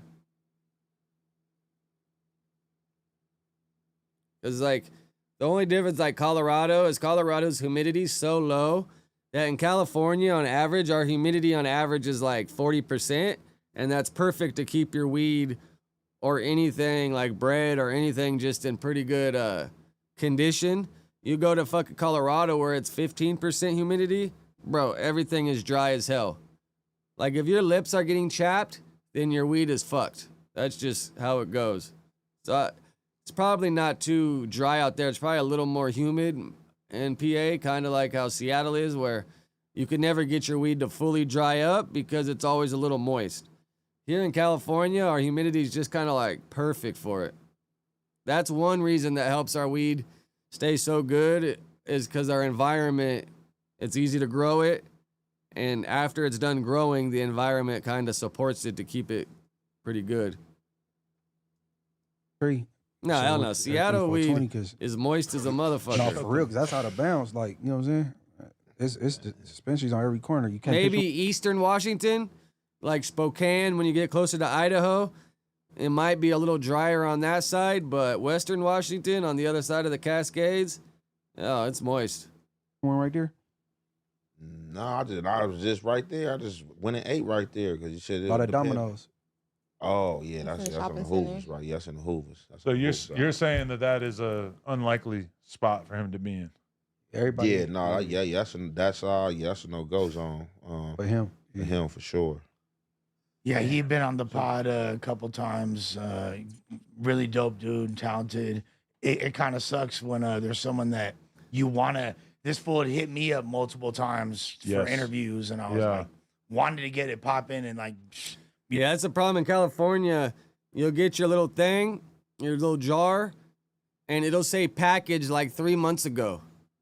You know, that's like, if you got a homie, like, you just stop by the warehouse and you get the whole Peter, that shit was trimmed last week. You know, I'd rather, if I had the bread, I would just rather buy my shits in turkey bags. But, you know, I ain't got the money to just be buying the Peters and carrying them around. So I just hit the store, but... yeah, that's the best way, is hitting the homie spot, because you get something that was just trimmed up a couple days ago, still fresh. At the dispensary, that shit's going to say packaged 2-3 months ago. And if they keep it in good conditions at the dispensary, keep the AC on, keep it out of the sun, keep it sealed away, it'll still be pretty good. But if they just let it sit out in like a back room where the AC ain't the best, it'll just kind of fuck it up. You don't expect something like this to happen. It's like, damn, fool. Yeah, because I had told him, I'm like, listen, like, I had you on the 600 interview. I don't feel like you're ready to do a full interview at this It's funny. point. Someone paid a super chat to clown Adam for his jorts. Jean shorts were big, like in the late 90s. I don't know. For me, if I wear shorts, bro, I'd rather just wear like some thin shorts because it's already hot. So I wouldn't want to wear shorts that are heavy. Oh, yeah. It probably just takes time out there, bro, because they got to go through all the fucking, trim it, package it, test it, all that shit, bro. Sometimes getting stuff tested takes 2-3 weeks, and you add that, and then you got to send it to the packagers. I'm not sure how they do it out there, but here, it's a growing license, a packaging distribution license, and a store retail license. You can't own all three yourself, I don't think. You can only own 2 out of the 3. So you got to involve somebody else at some point.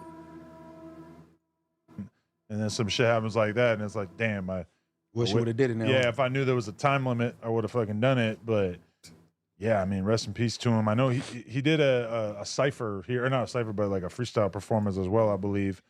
And he had been super viral recently. If you like pay attention to certain channels and stuff, like he'd been going up a lot. Just him on this page. Yeah, 5 hours ago. Yeah. That's crazy. What did Travis say when he called you? He just said, R.I.P. 80Bands. Yeah. He got killed on. I know, Lush, you sure got an update on the You lawsuit. think 600 still talk to him, or do you think that didn't work out? I think that so per my understanding, he wanted to. This is the last time You could tell Lush was a little off last night. I don't know if he didn't have his Adderalls or whatever, but Lush looked a little under the weather. Like he wasn't happy with the nature of the mentorship or You could tell managerialship Ant just or found whatever out, so he's like relationship they texting, had. like, you hear he about that? He had complaints Trip out. about it. He spoke about that on the show. You feel me? Like, but yeah. Yeah, I mean, it's tough these days. It's tough to make an artist How's hot. his music? Is it like I never heard it? He's a pretty good rapper. Yeah, no, he was cool. That's funny. Lovejoy's always coming by with some new rapper he's trying to No, yeah, manage I don't know. or something. I was surprised to see because I didn't say anything to. But instead, it's like, oh, that's cute. You're so obsessed with me. Yeah, well, I like it. I actually like it. Yeah, I like it so much. I actually had to make a record about it and acknowledge it, and I'm actually now making you Man, bigger. what you as a don't result. like that's Taylor Swift do, Adam? You actually Yeah, like yeah. it? With, Adam's trying to get the Taylor Swift fan page shout out or something, I think. I don't know. I ain't never heard you say nothing negative about her. He can't. He said he can't. Tam? Your wife got you in check. Tam? Oh, yeah, I gotta watch. Yeah, Lush. When Wack called in, I went out to make my food real quick, so I actually missed most of the Wack phone calls. So all that's going to be new to me, too. Almost fucked up my family dynamic. Let's talk about that. Let's get into some good content. All right, we've been warming up here. Now I think we're getting warm. All right, so I'm driving home after last Tuesday. I'm excited to tell my girl, hey, we talked about Taylor for like 20 minutes. You're gonna love it. You gotta listen to it. Gave her the timestamp. By the time I get home, and keep in mind, she don't really know about Tam yet. I think I mentioned your name a couple times, but she hasn't really like tuned in yet. I walk in the door, she's looking at me like this. She's like, so this girl thinks that Taylor was just gonna be rich from birth because her dad owned a Christmas tree farm? I said, well, my parents didn't own a Christmas tree farm. Presumably, we'd be a little bit better off if we had a Christmas tree farm. She's like, she did not grow up rich. That's a crazy thing to say. She was a little triggered. And then I forget, there was like 1 or 2 other things too that you said that you said she was racist because she said black bitch and savage, which honestly, I've devoted a bit of mental. I thought it was bad bitch. Yeah, bad bitch First or of all, black black bitch sounds No, great. bad bitch. Yeah. Bad bitch. Black bitch. Yeah, that'd be a little crazy coming from fucking Taylor. Black bitch. Oh, Lord. Yeah. No, because, okay, I've expanded quite a bit of mental energy thinking about that because the truth is that bad bitch and savage are both hip-hop terms. It's just been like 20 years. So people usually don't really think about them like that. Well, yeah, it wasn't. Megan Thee Stallion and Beyonce just won a Grammy. I think for a song lot called of people Savage. use the word wasn't savage. The baddest bitch. Savage isn't something they just been using recently. Like savage been used probably forever. Exactly. Oh, bad bitch Trina, and then Nicki Minaj. ChatGPT helped me with this. And then Savage first thing that came to mind for me was Fredo and Chief Keef. But if you go back, DMX was using it, 50 Cent was using it. I said Webby. But yeah, that too. But whereas now, dude, if Wack hit Lush with the fucking little uppercut, Lush would probably go like this, like level and the boom and hit all even. Bro, I'm sure Wack got a swing. All right, come on, you want to get up here? My dog wants to join me. Come on, Lulu. I mean, if you could hear Donald Trump say, like, yeah, we just bombed these Venezuelan drug dealers, it was savage. And nobody would even think for a second that he was using, like, weird slang. Because obviously it is a traditional word like as well. 5'7", But it's kind of like bad bitch and savage. 5'8". Have become such common words that I don't think Taylor knew that she was doing Lush a racism is like when she did that. 6'1", I think. Lush is kind of tall. Doing a racism. But so she wasn't mad at you, but she was like, wow, like I should have been in that room. The most racist thing she did was fucking get Ice Spice on Ozempic, to be honest with you. That was really Ozempic. That was bad for the culture. No, but Ice Spice just like was around Taylor, saw how hot and skinny she was, and figured that she should do the same thing. And then I think How hot and skinny? You're a Taylor Glazer. I think Taylor should fucking be eating her oats, and you feel me, get a BBL. Yeah, you're a big dude. Then we'll see what's 6'1", jerking. You feel me? Hit a few squats. We're being fully honest, player. You'd give But Wack do a you run think for his money. Taylor Swift would look better if she gained 30 pounds. Ooh, I don't know. In the right place. Maybe. That's a I slippery feel like slope. she is shaped in such a way that she's kind of like a Imagine tall, if Taylor got a dangly BBL and a I'd like boob her to- job. I don't think she would look good. Like a lot of girls, All right, let's keep it moving. a lot of girls that gain 30. Like Adam, currently or in the Adam past? gives Lush a hard time about his MacArthur Park video. I think it was pretty good. I'm not sure what was up with the zoot suit type outfit he had on. He looked like fuck, I can't even like picture it, bro, but like someone from like not Dick Tracy, but The Mask with Jim Carrey, like that style, a suit with the big hat. With this new drop that just came out for too. Oh yeah, because like they never did another project together or whatever. He was mad. Spit is not rocking with Freddie no more. Yeah, he was chill about it. So Lush, from a cursory glance at social media, it seemed like you were having a little bit of a crack epidemic weekend. Well, you're in the park.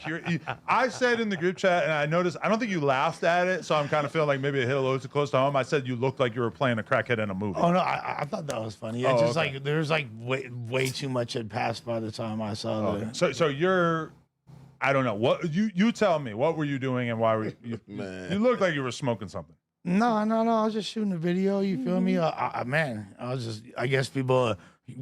I don't know. If Adam couldn't tell that was a music video shoot, then he wasn't really paying too close of attention.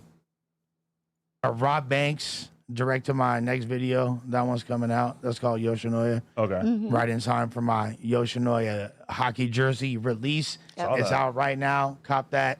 Go Limited to pre-order 100. Lush's The pre-sales hockey are going jersey. really quick, so get on it right fast. They $70. I like seeing a dude who's in his 40s embracing the 6'7" meme.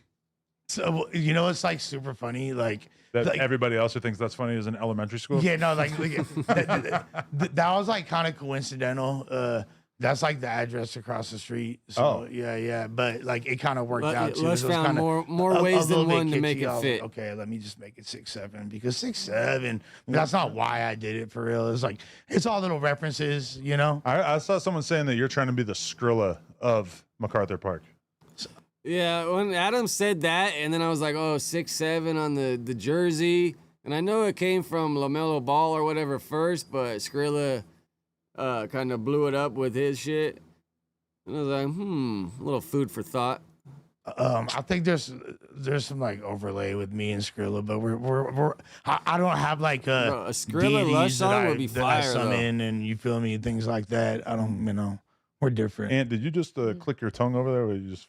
No, somebody. I don't, we're different. And did you just click your tongue over there? Or you feel me? I don't have like deities that I summon and you feel me, things like that. I don't, we're different. And did you just click your tongue over there, or you just? I didn't hear no somebody that sent me, tongue so clicking. Basically, somebody had sent me some stuff on YCA EightyBands. So basically, what are they saying? yeah, I went to a weed shop in the Hoovers and shit, you know. Right. Damn. If you know, you know. But LaMelo Ball said it in the song first because he was referring to his height, right? If I'm 9 times out of 10 6'7", that would have or been whatever all good. LaMelo and he Ball just said. Picked the wrong day. It would have been bad any time of the year. For him, Yeah. for his community going over there.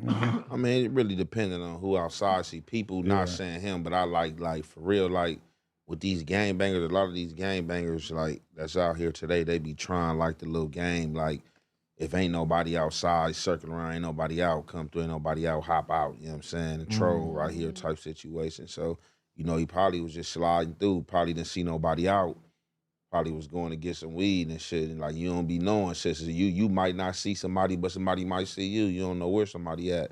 Definitely in they turf. So Top of the morning. I heard Smack already hollered it. Body in there. All right, so the story of how I've known him for a long time, and then over the pandemic, I was like, bro, I need something to do, starting to pivot away from the game. And I finally just asked. And then I hit Josh one night when I went over there. And then Adam, I stopped by his house one time, and then I hit him up, just put it out there. And then, it took a couple months. But also, I got lucky when I asked, when they were just doing really good after the pandemic and everything. So I kind of, threw a homie a bone. But a long time ago, I used to set up at the Secret Sessions. And Chris used to have a dispensary or manage one. I don't know what he really did, but he had a dispensary. And he would get stuff from me for his dispensary. And then I became friends with Chris. And then I had a homie stop by over there at the No Jumper that knew me and knew Chris. And they just started talking. And then that just led to me like, oh, fuck, they're doing that over there. So that just led to me starting to go hang out. And this was like 2016, beginning of 2017, I think. Just after that, just became friends. And then I would just go there, kind of set up shop. Adam would always show love and let me set up shop and just hang out. But yeah, it all started through that dude, Chris, because he had a dispensary and we met at an event. I heard Smack already hollered at Karen Bass to supply some information. That was crazy. Rest in peace, 80 bands, man. Skrill is cool as For real. fuck. I've only been around him a couple times, but you feel me? he seemed cool. 80 bands. He probably would. He actually followed me when I met him and then unfollowed me like a few months later. But I didn't unfollow him. I left the follow going. Yeah, I don't know what Chris be going through, bro, but he be going through something. But, bro, when you get over 40 and you ain't got kids, shit, man, that's where I feel like it gets rough because the kids kind of help keep you straight, give you something to worry about, something to do. I couldn't imagine right now being my age and not having kids or any responsibility. Like, bro, I'd probably be dead for sure. Dead or in jail. One of the two. I don't know how, I would manage it,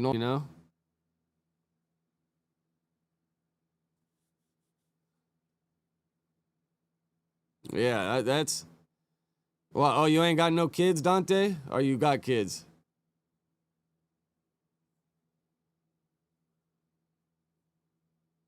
All right, where are we at? 42. And it's funny, and then Oh, Adam Ann's about their want weekend. you to put down the buzzballs. No, I'm pretty sure. No.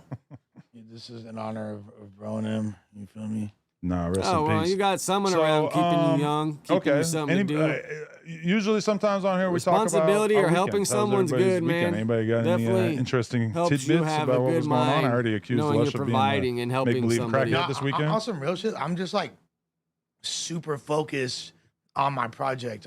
I get driven by like artistic pursuits. And Is it me or does this camera angle always look a little purple?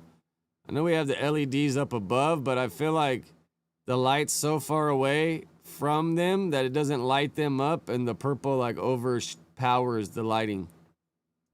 this is like the main thing that I care about is just this whole thing coming together, and that's kind of all I'm very singularly focused. I was in Vegas last weekend doing a gang of shit, and oh no, that was like 2 weekends ago. And then I was like shooting. I was just been working on this project, dude. That's Got like your hands full, bro. But at the end, knowing you were What there about to you, help Munchie? people Our that you weekend care was about boring, or pretty that much. helped you, Regular obviously program. grandparents I probably ain't helped really you had early too much on. going.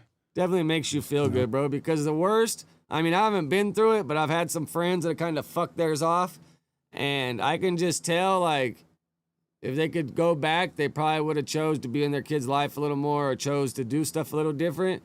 But once that time's gone, bro, and you look back, you can't really go back and change anything, man. So you got to look ahead and be like, all right, what should I do in the long run? How am I going to feel about this? Blah, blah, blah. And knowing you were there to help and take care of your fam bam, you know, it's like a stripe. Like, you know, it just makes you feel good, man. At least you know you're doing something to help somebody that you care about. And especially for the nephew, the kids, man, that's the next generation. So the better you can set them up and the better you can show them, what's the word? Consistency, I guess.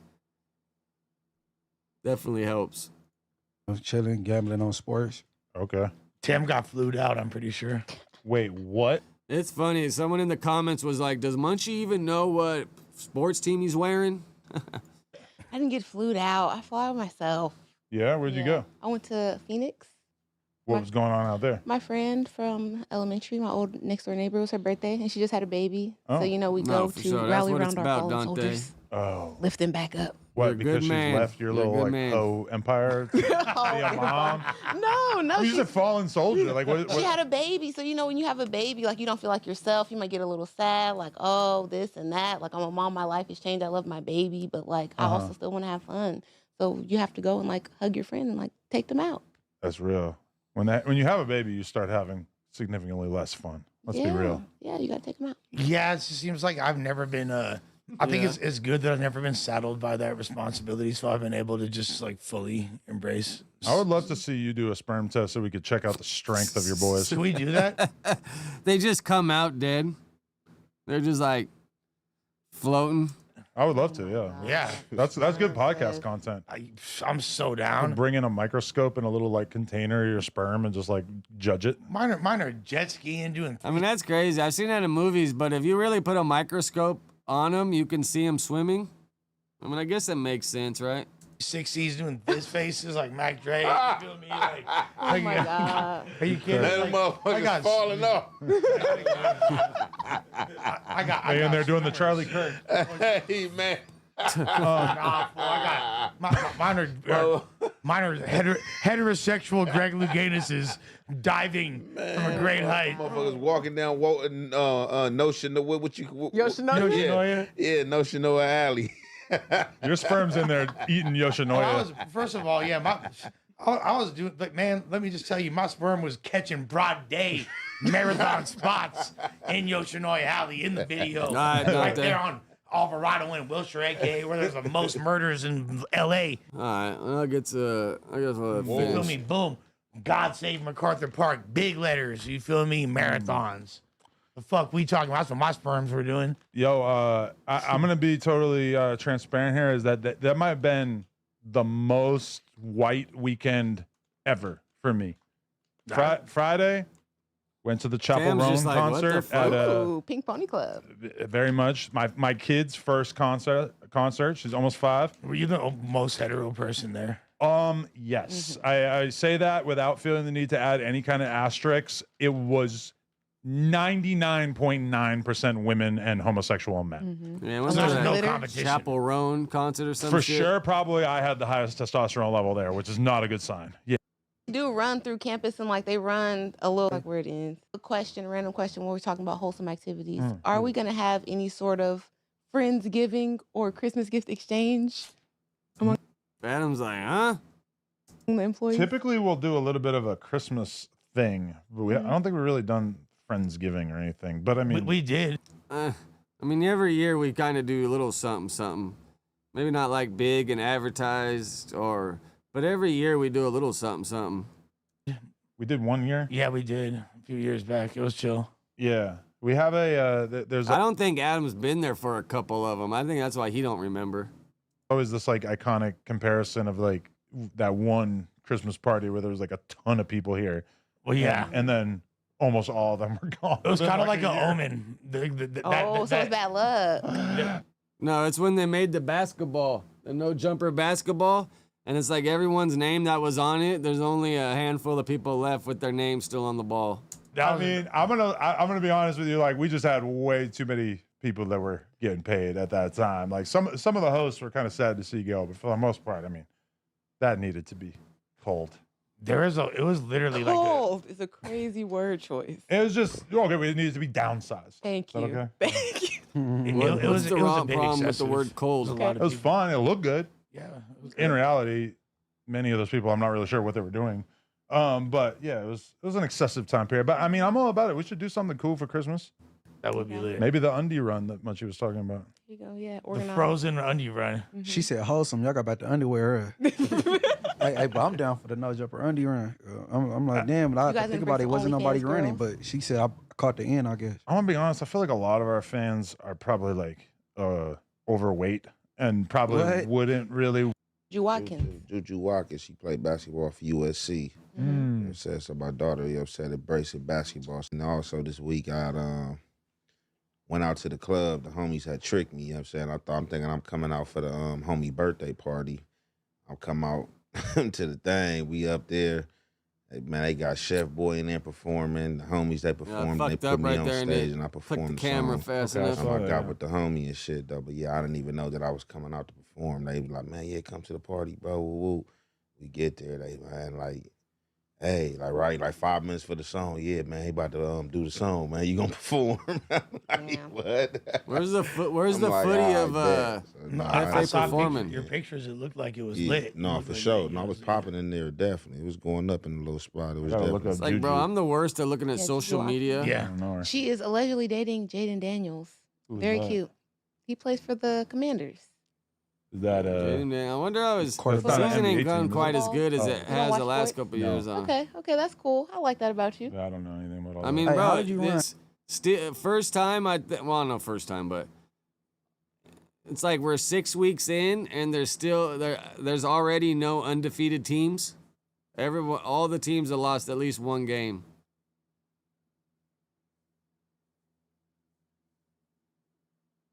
All right, where are we at? 57.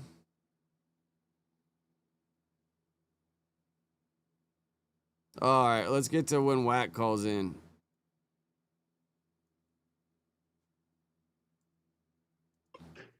Tony the closer. Well, you got to learn to.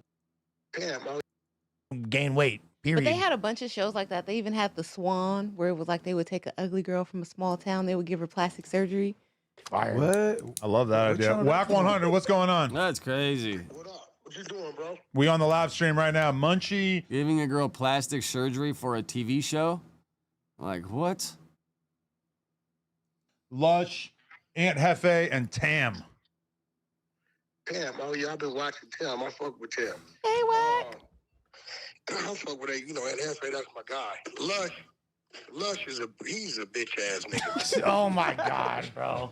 Every time I turn on a segment, you be whoever you in front of is what you doing. You gotta learn to be you, bro.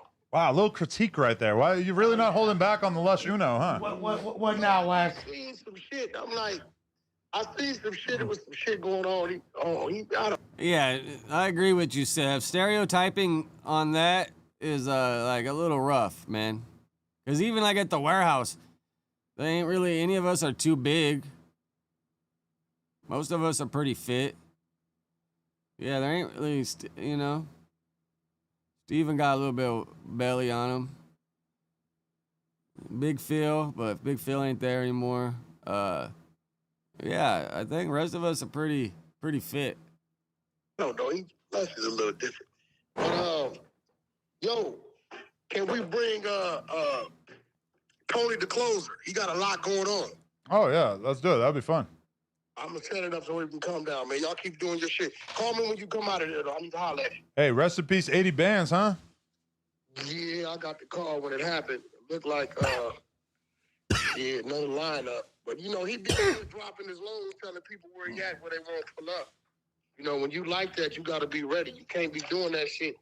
What's tripping me out is wasn't no gun on him. Can't be doing that shit. You ain't, you know what I'm saying? Telling motherfuckers where you at and dropping lows and you know what I mean? They following him in there. Look like they giving full description of cars and who had on what. That shit all on the internet. So wait, he 600 artists.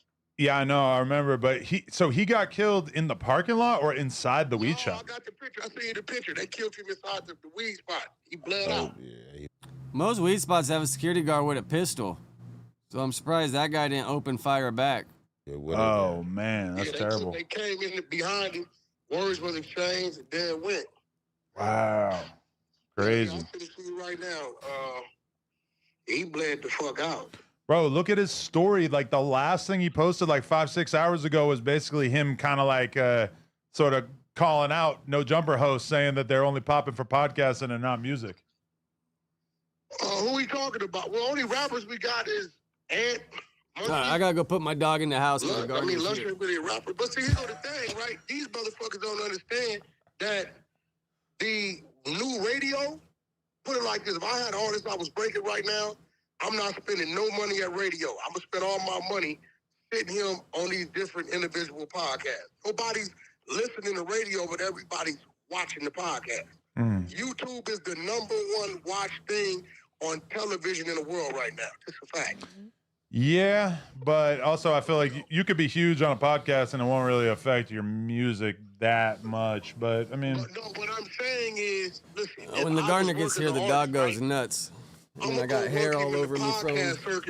My dog sheds like crazy, man. And I'll come from the radio era, right? So the guys that is rapping, that's podcasting, right? Believe it or not, it's helping build their thing.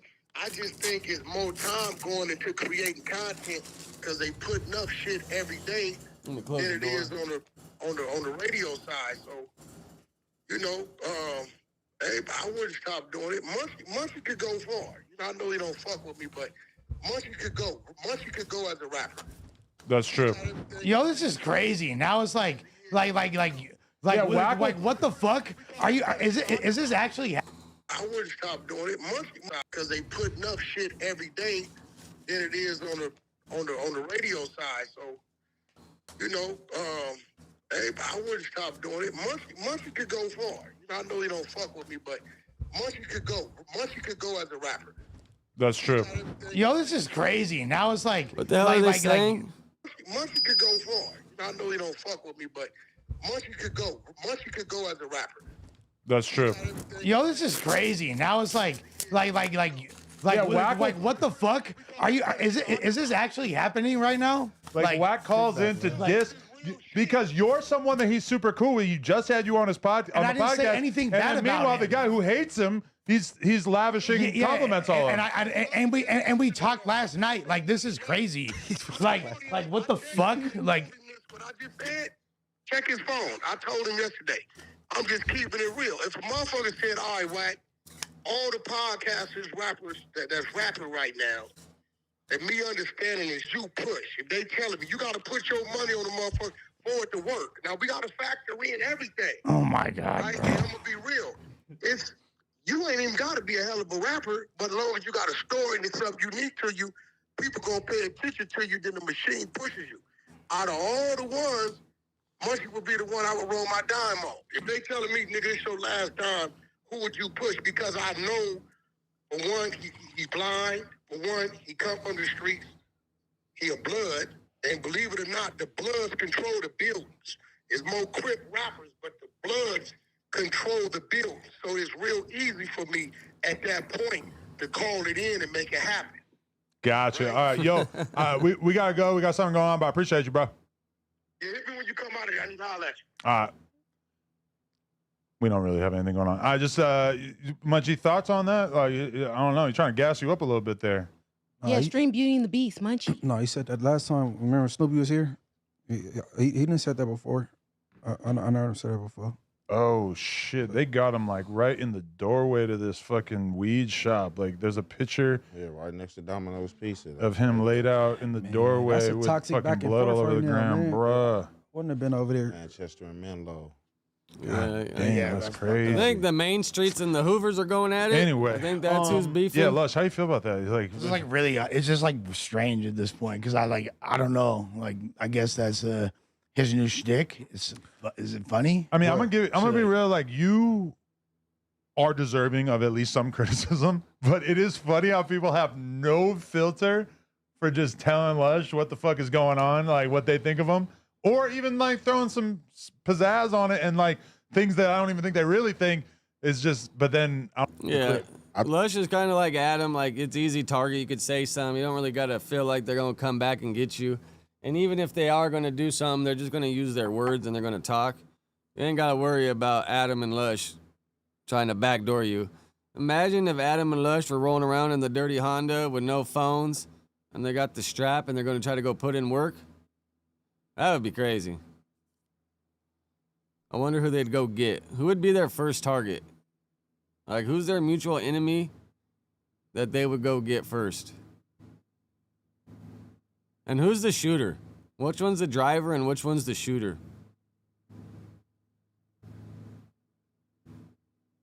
I don't know. I think Adam would want to get behind the trigger. I think Lush would want to do it too, just so he could say he could do it. I think the thing is with Pooh Shiesty, right, is the proffer hearing, right? I think they said he had a proffer hearing. So, like, when you in the feds, that's something that you don't want to have because, like, somebody, like, was trying to, like, because I did a segment on it, so somebody, like, tried to get at me, like, hey, bro, like, you know, this the case. Pooh Shiesty went down for this. He did this. Like, who he told on. I'm like, hey, look, bro, I don't know who he told on. If he had a proffered hearing, him as being a dude from the streets or just, like, you know what I'm saying, being crime-ridden, like, you don't do proffer hearings because proffer is the people coming to you, basically letting you know what evidence they got against you and seeing if you want to exchange any evidence to lighten your sentence or do you got some info for them. So some people go to the proffer hearings and they don't say nothing. They just listen to them, you know what I'm saying? But it's just still, I'm not even about to step out for a proffer hearing. I don't know, like, even just, but I just stepped out to hear what they got against me. I see what you got against me in court or in this paperwork. So, you know, like, I seen dudes. I feel like a lot of poor guys, like, this shit happens to them before they even know the rules. Like, a lot of times you got to go to jail to learn all the rules of what you're supposed to do prior to getting to jail or after you get in trouble. A lot of people the first time around probably even didn't have good teachers or just don't really know to giddy up with the get down. It's like I had a dude that was my celly that was getting into it with dudes, you know what I'm saying? Like, and I don't even lie, he down there almost had me riding with him because he had, like, a lot of dudes telling on him and shit, and then only to find out, I get on the streets, somebody give me some shit on him where he had a proffer hearing and he telling some shit that don't got nothing to do with the case he owned because he can't tell that the case that he owned, he's being told on because he was the one doing all the shit. But he telling about other shit that happened in his hood, unsolved shit and all type of shit. So it's just a proffer hearing. That ain't a cool hearing to attend. Okay. Okay. Okay. I will not attend the proffer hearing. I will not. But you know who is a rat? Because I watched a documentary over the weekend and just, you know, it's crazy because there's some white people shit, so they just act like it's no big deal. But Charlie Sheen, big rat. He told on his plug. And it's like, you guys got to get a little up to date on your shit because they're reacting to stuff. I guess maybe documentaries go for a long time, but all this shit came out like a month and a half ago, a month ago. And even the Biggest Loser doc that they were talking about, that shit came out like 2.5 months ago. A little late to the party. But I don't know, have you guys seen the Cocaine Quarterback on Amazon? About the dude that was going to UFC that started selling steroids and then got the plug with coke and selling it to Australia. Crazy ass documentary. But then I was like, damn, like, why hasn't Adam interviewed this guy? So I looked it up. He's been doing interviews for a couple years. They probably find out like right when these guys are getting out. But I was wondering, like, how does Adam get tied in to find out when new documentaries are coming out and try to interview the guy right before the documentary comes out or right when it comes out, so you're like early on. Because after I go watch a documentary about that, I go to YouTube and I look them up and see what else I could find or cross-check or whatever the case may be. It's like that Owen Wilson one, I think would have did good. Now he's been out for a couple years, did a shit ton of interviews, but There's no reason why no jumper can't really get those earlier. There got to be a way. Yeah, well, the prostitute plug, but yeah. Oh, he saw Heidi Fleiss. So Heidi Fleiss was like a famous madam. Yeah, Heidi Fleiss went to jail for tax evasion. She didn't go to jail for prostitution. At the time, and I guess he paid her with a cashier's check. So he writes her a check for whatever, how many thousands of dollars or was it a travel check? I forget. But either way, that like triggered the investigation. And then they told him like, you're going to get, 5 years or whatever, unless you take the stand against Heidi Fleiss. So he's like, I had no choice. He's like, I had no choice. No, it was so good from the perspective of like hip hop, where we talk about this shit every week. The fact that he was just like, look, I had to. Otherwise, the feds come. Otherwise, I was going to have to go to federal prison. So I had to tell on her. It's just kind of like, yeah, that's right. And that's what these motherfuckers are talking about. It was kind of surreal to see somebody just admitting to it, even though he's not a street dude. So I guess he can just admit to it. But it's like, bro, So this is kind of like a good example though, because he was engaging in illegal behavior, purchasing prostitutes. Are you allowed? Like, you have now engaged. Go watch the documentary if you care about it. Yeah. Oh, so you just walk a lot. Yeah, I walk around. Where you walk around? My neighborhood. Not Fig, right? Oh my God. No. That would be awkward if you were into cardio and you lived there. It'd be especially as a woman. Horrible environment. Bad branding. Do you feel sexually harassed on this podcast as of yet? Because I feel like we've been pretty nice to you, but I do see the comments that are like, oh my God, Tam is being treated horribly on this podcast. I just wondered, is that narrative landing for you? Not really, no. Okay. I'm used to hanging out with a lot of weird guys. Weird guys.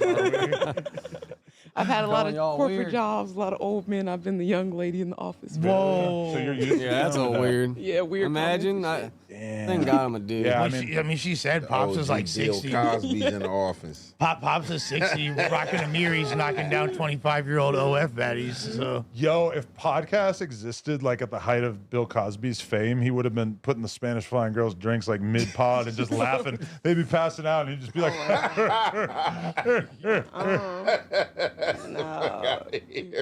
There's so many things that we didn't like get to see because podcast. Wow, I just got a news alert said Trump warns a relocating 2028 Olympics, and they're supposed to be in LA. And I think the World Cup too. Wait, what the fuck is this guy Wrestling talking didn't about become now? popular until like mid 2010s. Bill Cosby just had a weird ass fetish, some shit he probably could have paid for. He was just doing like I feel was like it's Bill a power Cosby, thing. like he was just like roofing motherfuckers, smelling feet, and just like motherfuckers waking up, they feet in his face, and they like, what the I ain't fuck hurt is the you? feet. Nigga, you trying to suck some toes, nigga? Like, what you trying to do? I feel like back then, like the stigma around dropping something in a girl's drink wasn't what it was now, because Bill Cosby had like comedy routines where he's making jokes about it, Oh, for which real? you could never imagine in a million years now. You could be with a white man? Yeah, I guess that's what I'm considering this year in 2025. Why you consider? Wow, you think that might be the only way that things are going to work out? But you're done with the brothers? I'm not gonna say that, Oh, especially not Lord. sitting next to you. I just feel like there's not, in my experience, black men that like make how much I make and stuff, they want to get treated like Jesus, and I can't really, or they want like an involuntary sister wife situation. Meaning Like- fuck other girls as well? Yeah, or they don't want to get married. They feel like they don't got to because they have all the options. Like they, Hey Tim, you know? you need an intervention, bro. No, for real. Yeah. Hey, cause So I'm just open to dating. you gotta take your list. You gotta shorten your list a little bit. I don't man. have a long list. What? Oh, first I got of all, like 4 things on my list. the having a kid thing is out. I feel like that's It all. ain't like every man looking for a stepmama. Yeah, you're not 21 anymore. I'm going to be real. That's kind of, it's like at a certain point. But now a lot of people aren't having kids as young, so I think that's a little more realistic. Oh, right. I seen that Brandon post. Let me pull Kinda that up normal while now, we're here okay. talking Like about if I was that. trying to find a girl right now and I'm like, talking to girls in their 30s, like, granted in the porn world, kids not super common, but at a certain point, you want to date a woman in her 30s, a lot of them are going to have a kid. And then you said the saying dudes I that don't have a kid. make as much as you make, they act like what? They act like they want to be kind of worshipped a little bit. Or they got confidence. They Well, maybe okay. The black they- men, like I said, they have unlimited options. A black man that makes like 100,000 or more, that's like 6% of the population. he can date anybody. Oh wow, I just seen in the Reddit they got Tam on Day in LA now. They're just going hard with all the no jumper employees. So it's like he's gonna treat you a certain way, whereas another different type of I guy wonder makes why sense. they haven't had Ricky on there yet. Do they not fuck with Ricky? I mean, he's gonna be cool. He's chilling. So you're saying a white guy who makes Or a 100K, Latino man. but they just act like it's regular, like they just got an okay job. They're like cool Yeah, in they're life, but cool. a black guy makes 100K and he's out here just like acting like he's the Tam, man. you want My somebody- experience. Wow. You want somebody you could bully. No, I don't want to bully anybody. I want to date a tough guy, like a army general type man. So not a gangster. Army general. She Army has a general. You type, want someone huh? who's like a Jesus. professional killer. Yeah, when the war comes. All right, so this is what Brandon posted yesterday after the show. I called this bed wench out as a black feminist from the beginning. She saw a strong black man and went on the attack, defending Pookie and Ray Ray and bashing the white man, while secretly wanting that ghetto gagger spot. Why would any black man want to be with her? She represents everything wrong with Western black women. She wants to swirl but has to blame the black man for her insecurity. I wonder if Brandon meets people and he just totally, like, right away just comes up with these whole things in his head. Like, if this is the words echoing in the back of his head is shit like this. The black man wanting to be treated like a king threatens her, so she ready to spread it for white supremacy. Jesus Christ, Brandon is a little crazy, huh? Now that's a hot take. That's a hot take right there. Comes to America, he needs to be ready. Someone who has bodies but caught them legally. Exactly. What about a cop? No, they beat their wives and they get away with it. Not all of them. There's a lot of there's overlay on Statistics are high. Army general. You and ain't cop. lying. Yeah, they beat the fuck out of their wife. Whoa. And then who you gonna call? Their homeboy? You come to the house? Talk your ish. Yeah, can't do that. Cops beat their Well, girls. But she wants a general type guy, but not a policeman. I think anybody with that kind of like enforcement might be a little crazy. Like, especially if the general been to war and shit. I don't know what she thinks she's signing up for wanting some kind of army general. For the love of Tam, reality show coming up soon. I'm saying we sending your videos to Josh. You know what I'm saying? I think that like your early 30s is kind of the cutoff as far as giving a fuck about having a kid being a thing. Yeah. Because pretty soon, I remember like that was the end of me. That was kind of a line in the sand. I would still like rock with a chick if she had one, but I didn't want to necessarily date one after like me and my ex broke up. But then like I don't give a fuck. And then Germ don't got a kid? Nope. Okay. Nope. Sad if I didn't have That was a quick note I there, see a Lush. lot of that on social media where people really want to like push the conversation of like, as a man, you should never get with a single mom. Oh You yeah, should they never do. date a They single bully it so hard. I don't know. I mean, I wouldn't be. You know where I could find Boosie mad at Vlad for paying 6ix9ine? Yesterday they were talking about it, but I can't really I can't find where Boosie talks about it. Oh, I think I know. Never mind. I know. I got entirely opposed to it. Yeah, but like the thing is, then they're like, like if you have any type of a heart, you're gonna wind up getting close to some kid that like inevitably you're gonna break up with this bitch, and then some kid forever has memories of some guy that's I'm talking about inevitably because this is what happens. This is true love, Lush. Yeah, I couldn't do it, man. happens, Once he started digging in the grave and stretching the skin out, I was like, I'm out of here, bro. I'm out. Listen, if I'm just trying to fuck, then you're right. I'm not getting close to the kid. But if we're like really in love with each other, yeah, I'm a No, let's just saying if you're gonna be a stepdaddy. All right. Let's they talk about Chris Mack's situation. Let's try to speed through some of these because I only got like 50 more minutes.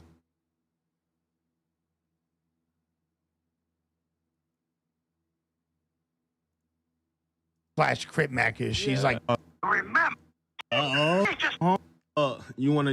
Oh yeah, most definitely I would. Hey, do you wanna surprise him or? You know. That's another. You want to press play on that one too?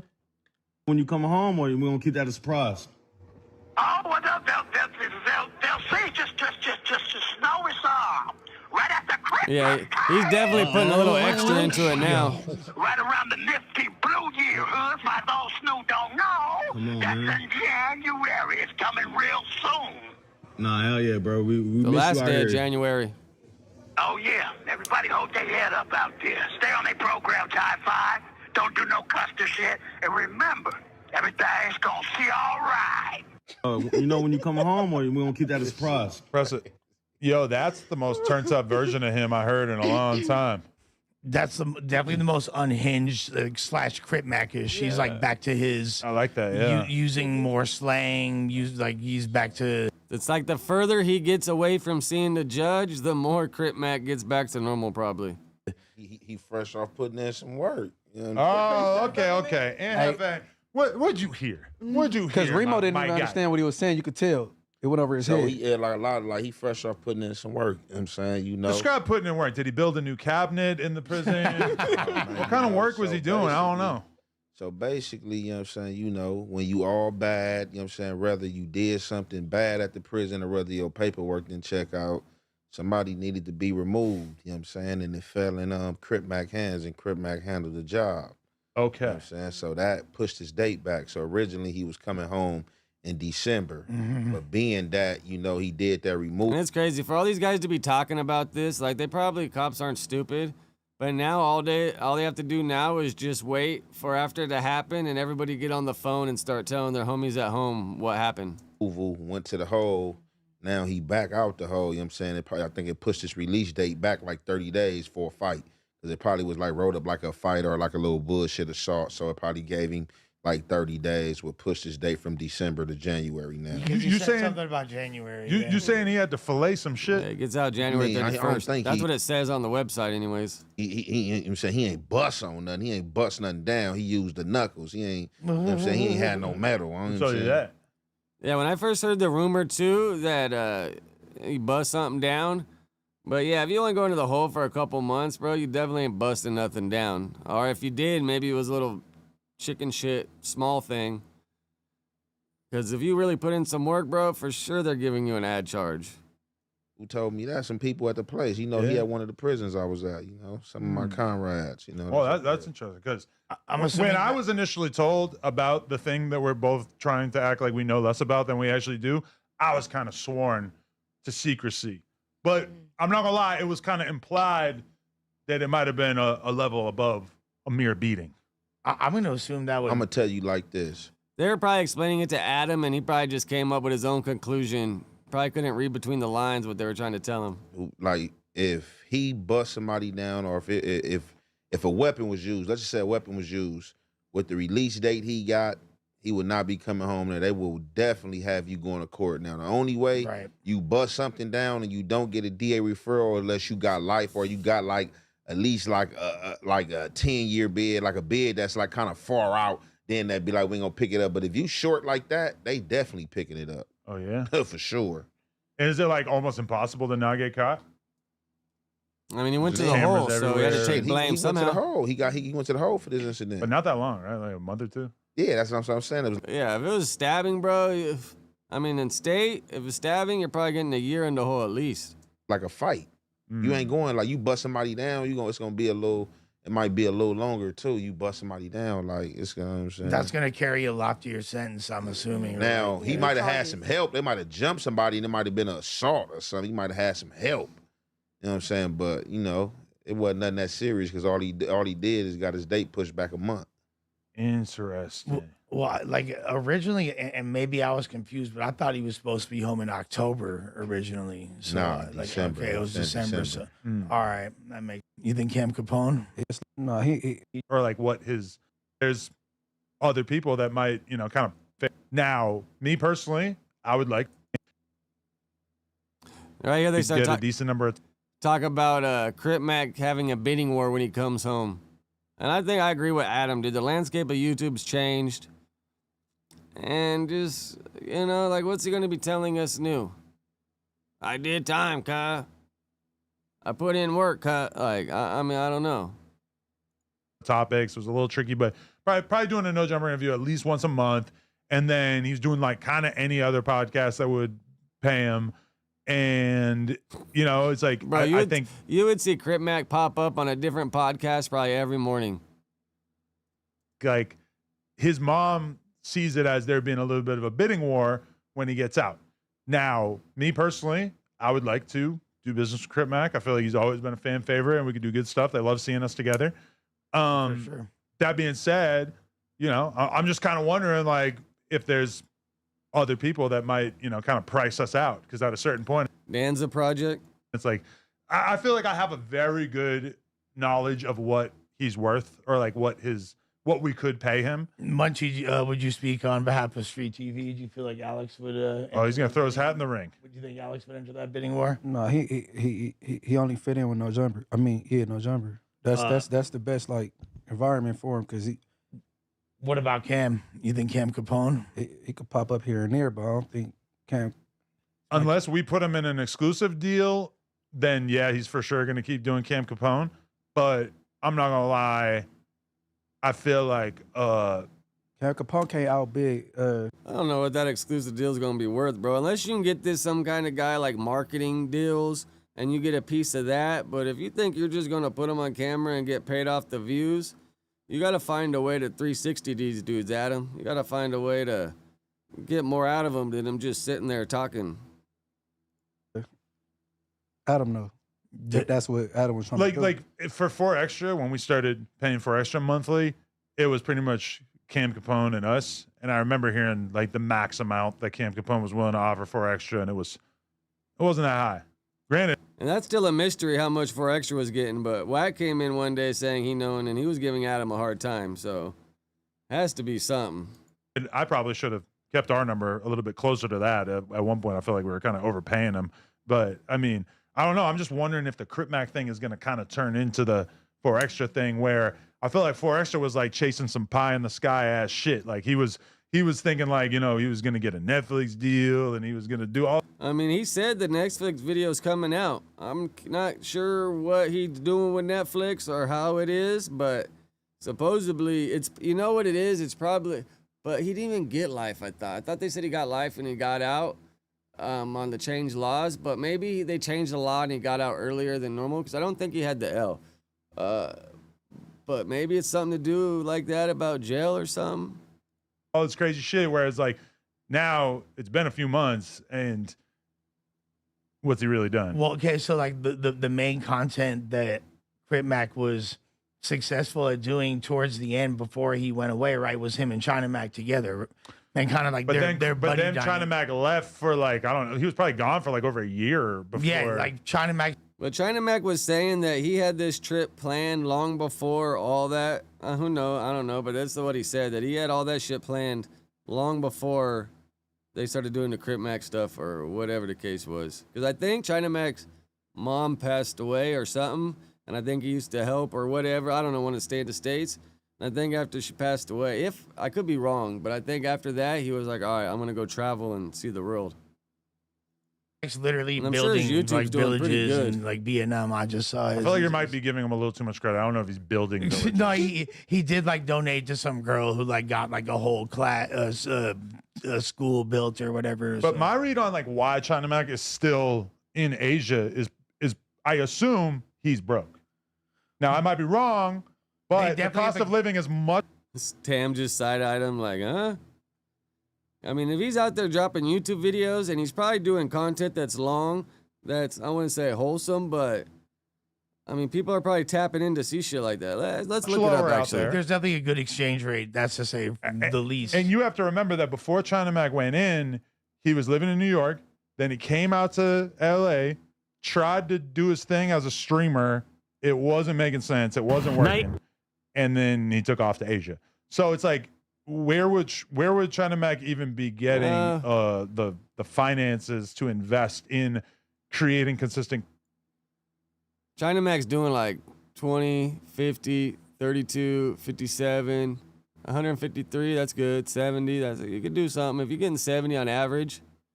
But I mean, bro, these aren't bad numbers. If he's living over there and the exchange rate's pretty good, he's probably living pretty good. They're all 20 minutes, 40 minutes, 30 minutes, 40 minutes, 47. If people are watching a whole 47-minute video, you're making some pretty good coin.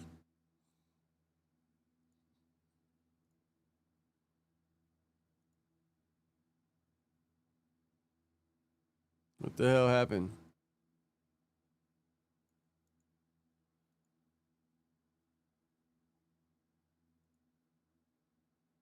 China Mac went in, he was living in New York.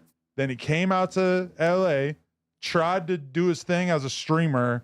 It wasn't making sense. It wasn't working. And then he took off to Asia. So it's like, where would China Mac even be getting the finances to invest in creating consistent content with Crip Mac? I don't know. And would that work the same way that it used to? Because I'm not gonna lie, there was a time where China Mac and Crip Mac were getting. You know what, if China Mac took Crip Mac to Asia, that shit would probably do crazy, bro. All them Asian people would be just so interested in Crip Mac. Like 500,000 views plus doing vlogs together, right? But they I don't know if that's possible anymore. But YouTube has changed a lot. They also severed ties before. Damn, ain't got too much to add to this conversation. But I heard that Crip Mac is not like anti-China Mac. You know, he's still at least like keeping the door open. I don't know Crip Mac, so y'all probably know better than me, but it seemed like from the outside looking in, he easily influenced. The last person that talked to him got his vote. You know what I'm saying? Like, you could kind of like. It's kind of same with Lushy Poo. I don't know. It seemed You're like saying he's impressionable. Yeah, I mean, we know like he ain't all there like that, but like seemed like. Man, that'd be crazy. China ODM Mac, Slim go out there. That'd That'd be good for Slim, bro. It did. Slim's probably doing his thing. He probably got the bread to go out there. But me and China Mac didn't But that- actually yeah, have that'd be beef. good for Slim, man. I know, but I'm just saying until Crip Mac got locked up, that's when it actually started. Me and China Mac were kind of cool before that. Well, it's kind of funny too. You remember the interview when Adam was did locked when up, Adam was the trying to time get China previous to Mac this. to come on the show, and China Mac was like, "Nah, I got to sit down to do an interview with you." And China Mac just kept pretty much asking Adam questions that already out there, answers already been answered a bunch of times, but he like wanted to hear Adam re-say all the answers again. I don't want to say a bidding war, but there's like numbers being thrown out there, so I think maybe that's why. Yeah, whatever. Lush got some investor to pay for his Crip Mac interview when Adam was out of the country. All right, here we go. 216. Fans watching for the crash out. There's mega diminishing returns on it. So it's just like that. It's like, you know, screaming at Tam and calling her a bitch and making a bunch of personal attacks. First, there's a viral clip for sure. You guys screaming at each other, viral clip. Doesn't do anything for the business in the long run. It makes the business kind of look fucked up. It's like, you know, it's a clip you're probably not even gonna be able to monetize. So it's, Yeah, can't monetize it, and I kind of feel like if people are watching for this type of baddies type shit, drama, reality show type shit, and then once you set the bar that high and people are like watching for that, everything else just kind of seems boring to them. Because when you put stuff like out that, you definitely attract the people that are into that reality show drama, I think. it's just like that shit doesn't really appeal to me. So like building out a group of people who can have good conversations, I think is great. Building out shit that's just like super, super drama prone, is mega diminishing returns on that. Do you feel audience capture a little bit at all by that? Like a lot of your fans kind of like that, like they come for the crash out. So you feel like you got to do it? For sure they do. Sure. Sometimes, yeah. You Maybe feel a like little that? bit, but I'm not really like chasing after that at Okay, this point because okay. it just doesn't matter. It's like, you know, yeah, you have a clip, it goes viral. Like the best example is Suspect fucking punching Kelpie in the face. That was probably like one of the most viral things that ever happened on here. I know Suspect. And Once he names what them off, Suspect got a bunch of viral clips, but yeah, if you can't monetize off of it, like what good does it really do? You know? And then I'm sure advertisers probably take a step back. Only certain products can probably be advertised with actions like that. What did it do for us? Nothing. It really makes the brand look like shit. I mean, Probably threatens scares a people. lawsuit, too. The loose cannon fight. You know how many fucking people canceled interviews or had to be like convinced to do interviews? Bro, it was bad after that fight, bro. People all thought that's just what happens daily. Because of that, even though like realistically that was almost a year ago and it doesn't really pertain to the experience that almost anybody is going to have. And I was surprised right here. Adam didn't bring up the whole brick shit, which that didn't really happen there. But all that, yeah, no jumper shit did good. I mean, all that brick's expense or whatever. But even people got nervous and weirded out by that. Like, oh shit, people from your spot are going to jail. Like, I'm not fucking with it. Like, all these little things, like, it doesn't really help. I mean, Brandon probably brings more views you're going to get paid for. You know? Because with Sus and all that yelling and all that back and forth, probably ain't getting paid for it. But I could see Brandon's content getting paid for it because he doesn't really cuss. It's like the political angle. Here, you know? Right. But it makes us look crazy. Like, I mean, I don't know. If And like anything, wait for sponsorships. Can't be having people fight. I mean, I never had anybody tell me, like, hey, like, we're not going to sponsor. That's what, bro, Don, that's what I say. All these people, like, Adam, when he has people up here, like, you kind of got to be doing shit on your own. Like, this shouldn't be your number one. Like, oh, I made a no jumper, I get paid, this is it, I ain't got to do nothing else. Like, no, all these people, all these hosts that are on here should be doing something on their own. Should be trying to attract an audience on their own. Some way to help build themselves up bigger, which so when they come on here, they should get some trickle down and other people to come follow them and tap in. But, yeah, I agree with you, man. You because Yeah, you no, I had a fuck fight with Brandon. on He's a there, little but, crazy, yeah, but I mean, it's definitely he if keeps that people happened again, talking. bro, definitely not put it out. Well, yeah. At the end of the day, I saw a lot of comments saying beyond like trying to quote unquote replicate the formula. People, why? No, I've been in have Lush's your ear Mark a Lamont bunch Hill lately trying to friends talk him around into your- doing stuff. I saw that. I saw that. I saw Point him that. I in, never in the directions I think that would do good for him. let my Mark Lamont Hill friends around my Queens Foot friends. Classic black social mistake. Yeah, your old Juke said that, which I thought was a on point ass tweet. But The problem is a lot of these hosts don't.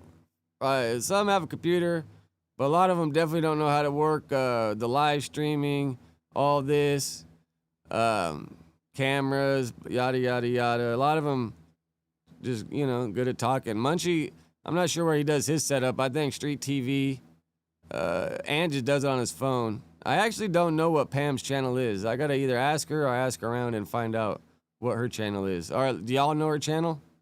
At the same time, that's kind of what makes No Jumper what it is having that chaos, right?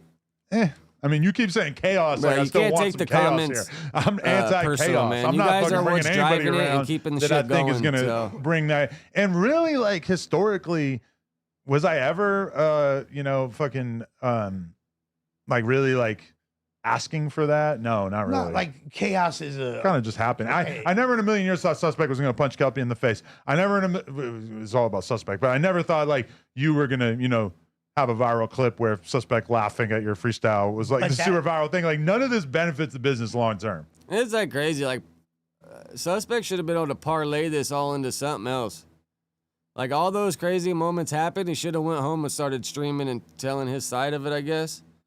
That's what you got to do in this game. Well, I think in ways it kind of does. Maybe not like the physical violence aspect, but those just arguments and But things. nobody like that. sees that clip of him laughing at you freestyling. talk and at him like, I'm into gonna go watch that keeping show. it I'm gonna become going. a fan of that. Maybe a little increases the visibility. Do I look Yeah, like I don't Travis know. Barker? It's hard to equate. Like Is Adam starting to care about substance for No Jumper? I think it's almost more like Adam's just sick of dealing with bullshit and not getting anything in return. So, I mean, from my perspective, it's. I mean, because they be saying, like, I think Thursday show always have trouble get monetized. So even if you just look at it, like, we've heard Brandon say he gets $200 a show, right? That's what Brandon has said. So we're just going to base it off Brandon. 1, 2, 3, 4. Adam's obviously the freebie. So there's $800 to put this thing on last night. And if this thing don't get monetized, then Adam's pretty much just out $800. Now, if it gets monetized, to make $800, you probably, I'm not sure how live works, but I always hear on average it's like $1,000, 100,000 views. So 100,000 views, then Adam would be able to make a couple $100 for himself. But if not, it's almost like having lost leaders, which is kind of fucked up to say. But, like from the car dealerships. But yeah, I mean, when it all comes down to accounting, It's like I only want That's to why, empower. bro, you got to admit, like, people cussing and all that, and whatever that happens to get it demonetized. People got to be more aware of it. Is what it comes down to. And platform people that I actually think are good on camera and going to be able to build up something good. The idea of like, oh, these two people hate each other, so let's put them on the news together so they can scream at each other. It's not. Yeah. But really, that was never the plan. It just kind of worked out that way. Well, yeah, because that wound up becoming. Maybe not your plan, Adam, but whoever's inviting all these people are probably inviting them knowing, oh, these two get on each other's nerves or blah, blah, blah. And if they could argue without the cussing, it'd probably be fine. They all just want to start cussing, which hurts it all. And then start using like harsh words. I mean, like the proving grounds, like the news was like all the people that wanted spots on the permanent shows. So they wound up getting into beefs, and that became like the beacon of toxicity. So what you're saying, the host was getting it cracking on purpose so they could stand out or something? That's what you're saying? Kinda like everybody was kind of showing up and showing out and like doing so, like not necessarily like intentional, but that's what led to the Comparator and Damn Homie and all these people like getting into it and like the little side beefs and shit with all the characters. But, yeah, like a lot of that shit popped up on No Jumper News. Oh, Damn Homie shit started from some dick and pussy or whatever. Well, right? I mean, honestly, putting Damn Homie and Sharp together on the podcast. Well, actually, Sharp really, like, he's the best example. That's what I'm talking about. I think Sharp, but Sharp, did he interview her first? I think he interviewed her first, and then they started getting on the news. I could have it backwards, though.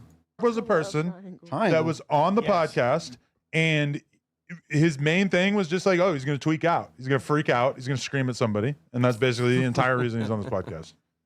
Well, I don't really want to do that anymore.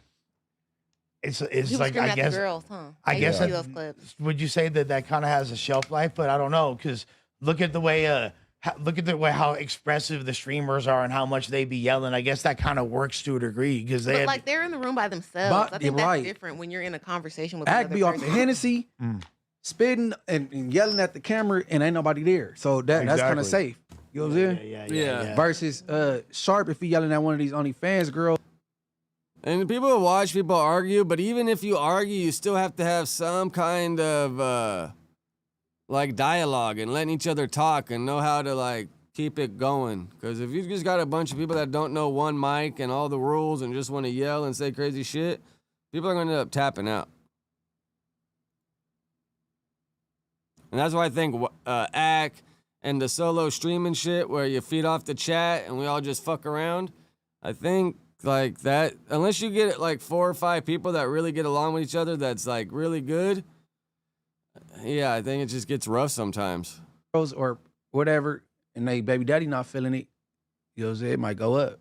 Or she might be with the bullshit herself.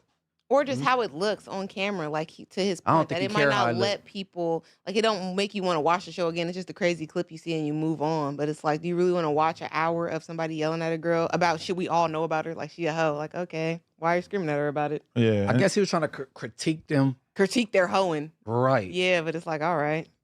I mean, when She's you already down bad. When you have somebody who is, you know, you do an interview with someone, you end up screaming at each other. Cool. I did a Ruga interview. We started screaming at each other. Okay. But when they're Well, I think that's pretty consistent much hosts it. where this I'm is just like going over the last kind of couple I supposed to had be here. the whole deal on a consistent basis, I mean, I don't know.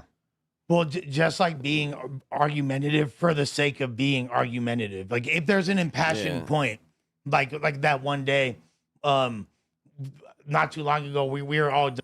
I thought it was Boosie responding to Vlad, but I guess Vlad talked about Boosie being mad. Because the amount of money was too high. Right.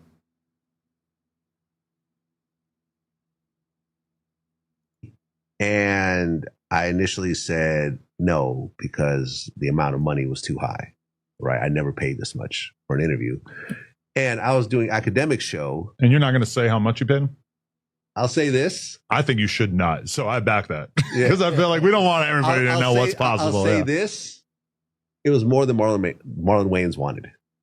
But besides the perpetual revenue percentage I'll just split. leave it just at that. Okay. It was more than what Marlon Wayans wanted. Right. Right. But in this case, I felt this really was a very serious interview that would really blow up Whereas the Marlon Wayans interview would just be a cool interview with a known actor / comedian. And to be fair, 6ix9ine for the last 5 years or whatever has been very much kind of not doing long form interviews, and especially not the kind of interviews that you do where you go into the depths and details of everything. You know, what I was gonna. No, it's kind of weird. I don't know if you've seen the guy that did a super chat last night that said Adam 6ix9ine November 1st. I don't know what that meant or what, but someone commented and said that. I knew was going to be potentially big, but I wasn't going to do it just because of the price associated with it. And I was doing an academic show, and I mentioned it to him as we were just hanging out afterwards. He was like, "Yo, man, you should do that shit." Yo, you should, that's going to be the biggest shit. You should do that shit. He pitched it to me, and I initially said no because the amount of money was too high. Right? I never paid this much for an interview. And I was doing academic show. And you're not going to say how much you paid him? I'll say this. I think you should not. So I back that. Because I feel like we don't want everybody to know what's possible. I'll say this. It was more than Marlon Wayans wanted. All right, so it's starting over. Yeah, I wonder how much it was. Did he ever say how much Marlon Wayans asked for? All right, let's see what else we got over here.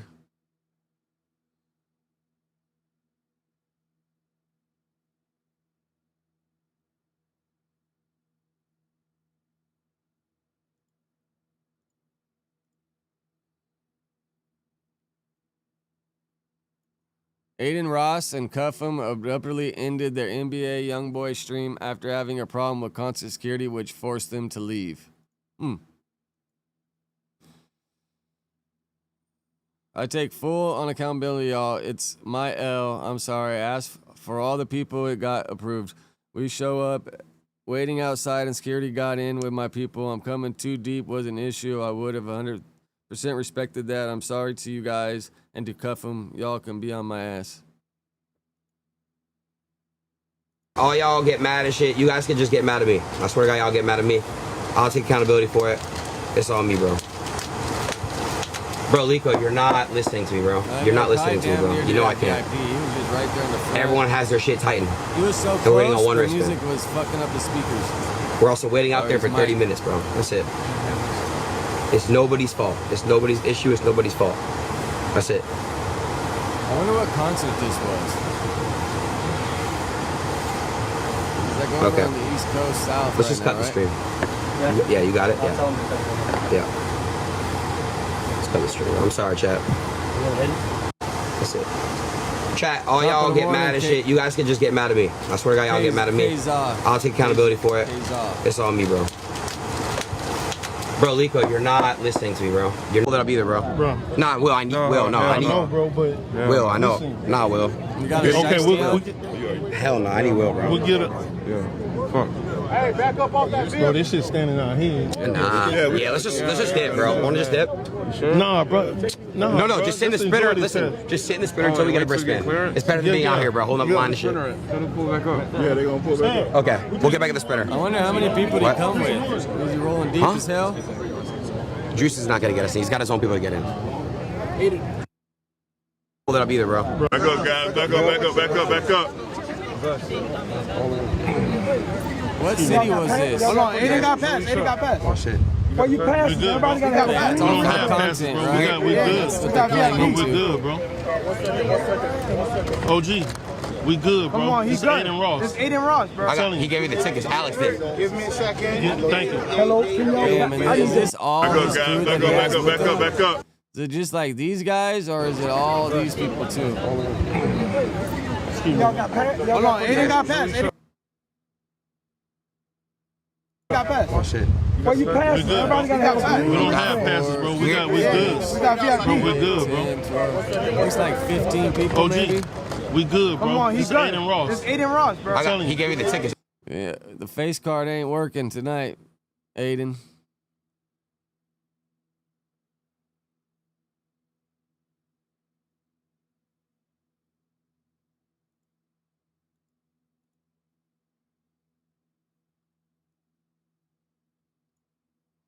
Papoose allegedly hit comedian Gerald Houston with face with the book for calling his girlfriend Clarissa Shields Serena Williams. You see my nose, dude. What up, gang? See my nose, nigga. Papoose hit me with a book. Papoose done hit Cub with a book for running up on him playing them games, man. Games, bro. Like, the games, you win silly prizes, right? No, y'all know who this funny motherfucker is. What up, gang? See my nose, nigga. And a guy walked up to me, and he didn't have a phone in his hand or nothing. And he was like, "Oh my God, there goes Serena, Serena, Serena." And all of us who was around looked at him like, "Bro, what is you doing?" So the dude called me Serena. Now, I never knew who the guy was because he never had a camera. I don't really follow these people pages who do this type of stuff or whatever. But couldn't find out it was a dude named Drill Houston, I think. He a comedian. And listen, I ain't got nothing against him. You know, that type of content he do, I think he'd have been better off if he just asked me before he came up there and cracked that joke like that, and it wouldn't have been so bad. But the reason why it was bad was... Last thing you want to do is catch a fucking right hook from her. Okay. Sure, you can say I look like Serena, right? But I had copper hair in my hair. Let's be clear. Yes, he be trolling. So after he did that, you know what I'm saying? I told him like, a guy walked up to me, not Serena. So as I walked off, he continued to like press me, and I told him like, "Bro, good playing." You know what I'm saying? Like, I'm over here talking to Jay Prince. You know what I'm saying? I'm over here talking to Abdullah Mason. Like, I'm talking to heavy hitters. You know what I'm saying? One, I deal with a lot of people that's irritating. So I'm like, you know what? This dude irritating me. So I'm walking off. He keeps stepping to me. So as he's stepping to me, now, of course, my man, Pap stepped like, "Hey, bro, chill out." She said, like... That was crazy. Papoose, because Remy Ma was a gangster, right? She went to shits. So Papoose had to go find a lady that could probably whoop Remy Ma's ass if she needed to? Is that what's going on here? You know that's not Serena. Leave her alone. He's stepped to Pap, you know, because this what he do. This what he do. He like, hell, I did it already. So, one, I have to say nothing. Y'all, anybody that knows Pap, know, I have to say nothing. Y'all. All right, that was kind of interesting. But yeah, she's a badass in the ring, man. The last thing you want to be doing is fucking around with her. All right, what else we got in here? We got like 15 more minutes to waste.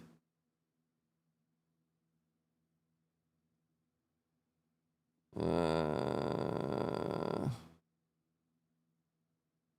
do we got? What do we got? Oh, I wanted to look at this real quick. Because Trump's ass says he's not going to have the Olympics in LA. Oh, my God. Hate when they fucking have pay.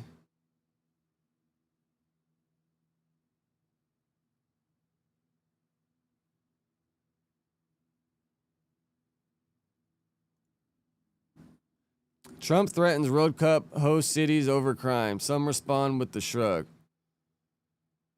Officials from 3 cities that will host World Cup matches next year are shrugging off fresh threats from Donald Trump to pull events from places he says aren't safe. Trump said at cabinet meeting Tuesday that he would call all the head of FIFA, move it to another location. Because that's going to be like, I think, it's like a North American FIFA, I think. Oh, Papoose got hands too? That makes sense.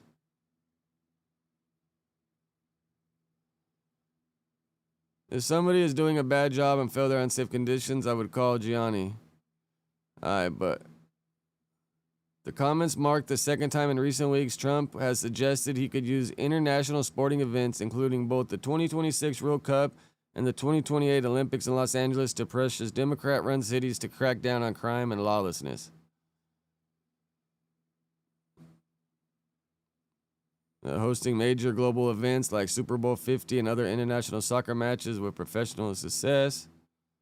This is pretty much like the politicians answering, but he's just saying, if y'all don't get your shit together, in his form of getting your shit together or whatever, that he's not going to help out with the Olympics and that. But that's just him probably trying to have like a heavy hand, like being an asshole. I'm not really sure how much he can fully control that. Like, what are you talking about, bro? You're just being a hater that we're going to have the World Cup here?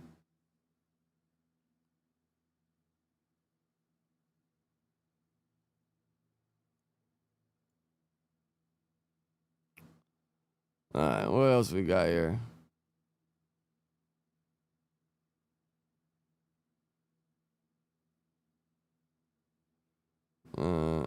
I guess let's chip on this. Cuff 'em, whipping Aiden Rush. Oh, that's not it. Where'd it go? I know this one's a little old, but you think this was like a fake one, or you think this shit really hurts? Because is this the whip going across them right here, or is that the mark that shit left? Do we got a video? It's gonna be bad. Let me summon all my ancestors real quick. I got you, Grandma Frida.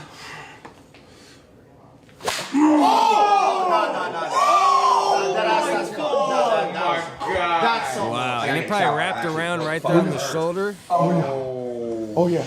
That's how you hit cheese the first time. If you hit someone with a whip, I mean, I've only seen movies and shits or whatever, but you hit someone hard enough, they're supposed to like crack the skin open. Close them. Oh, this is gonna be bad. Let me summon all my ancestors real quick. I got you, Grandma Frida. And I don't think it takes much. Like how he really put his back arm into it. Oh, bro. You would have had to just like do it lightly and it probably still would have hurt. Because, you know, when you wind up the towel and you get somebody, dude, that whip is probably like 10 times that at least, man. I bet you the last time he ever does that shit, because he probably didn't realize how bad it was going to hurt. Probably thought it was just a joke.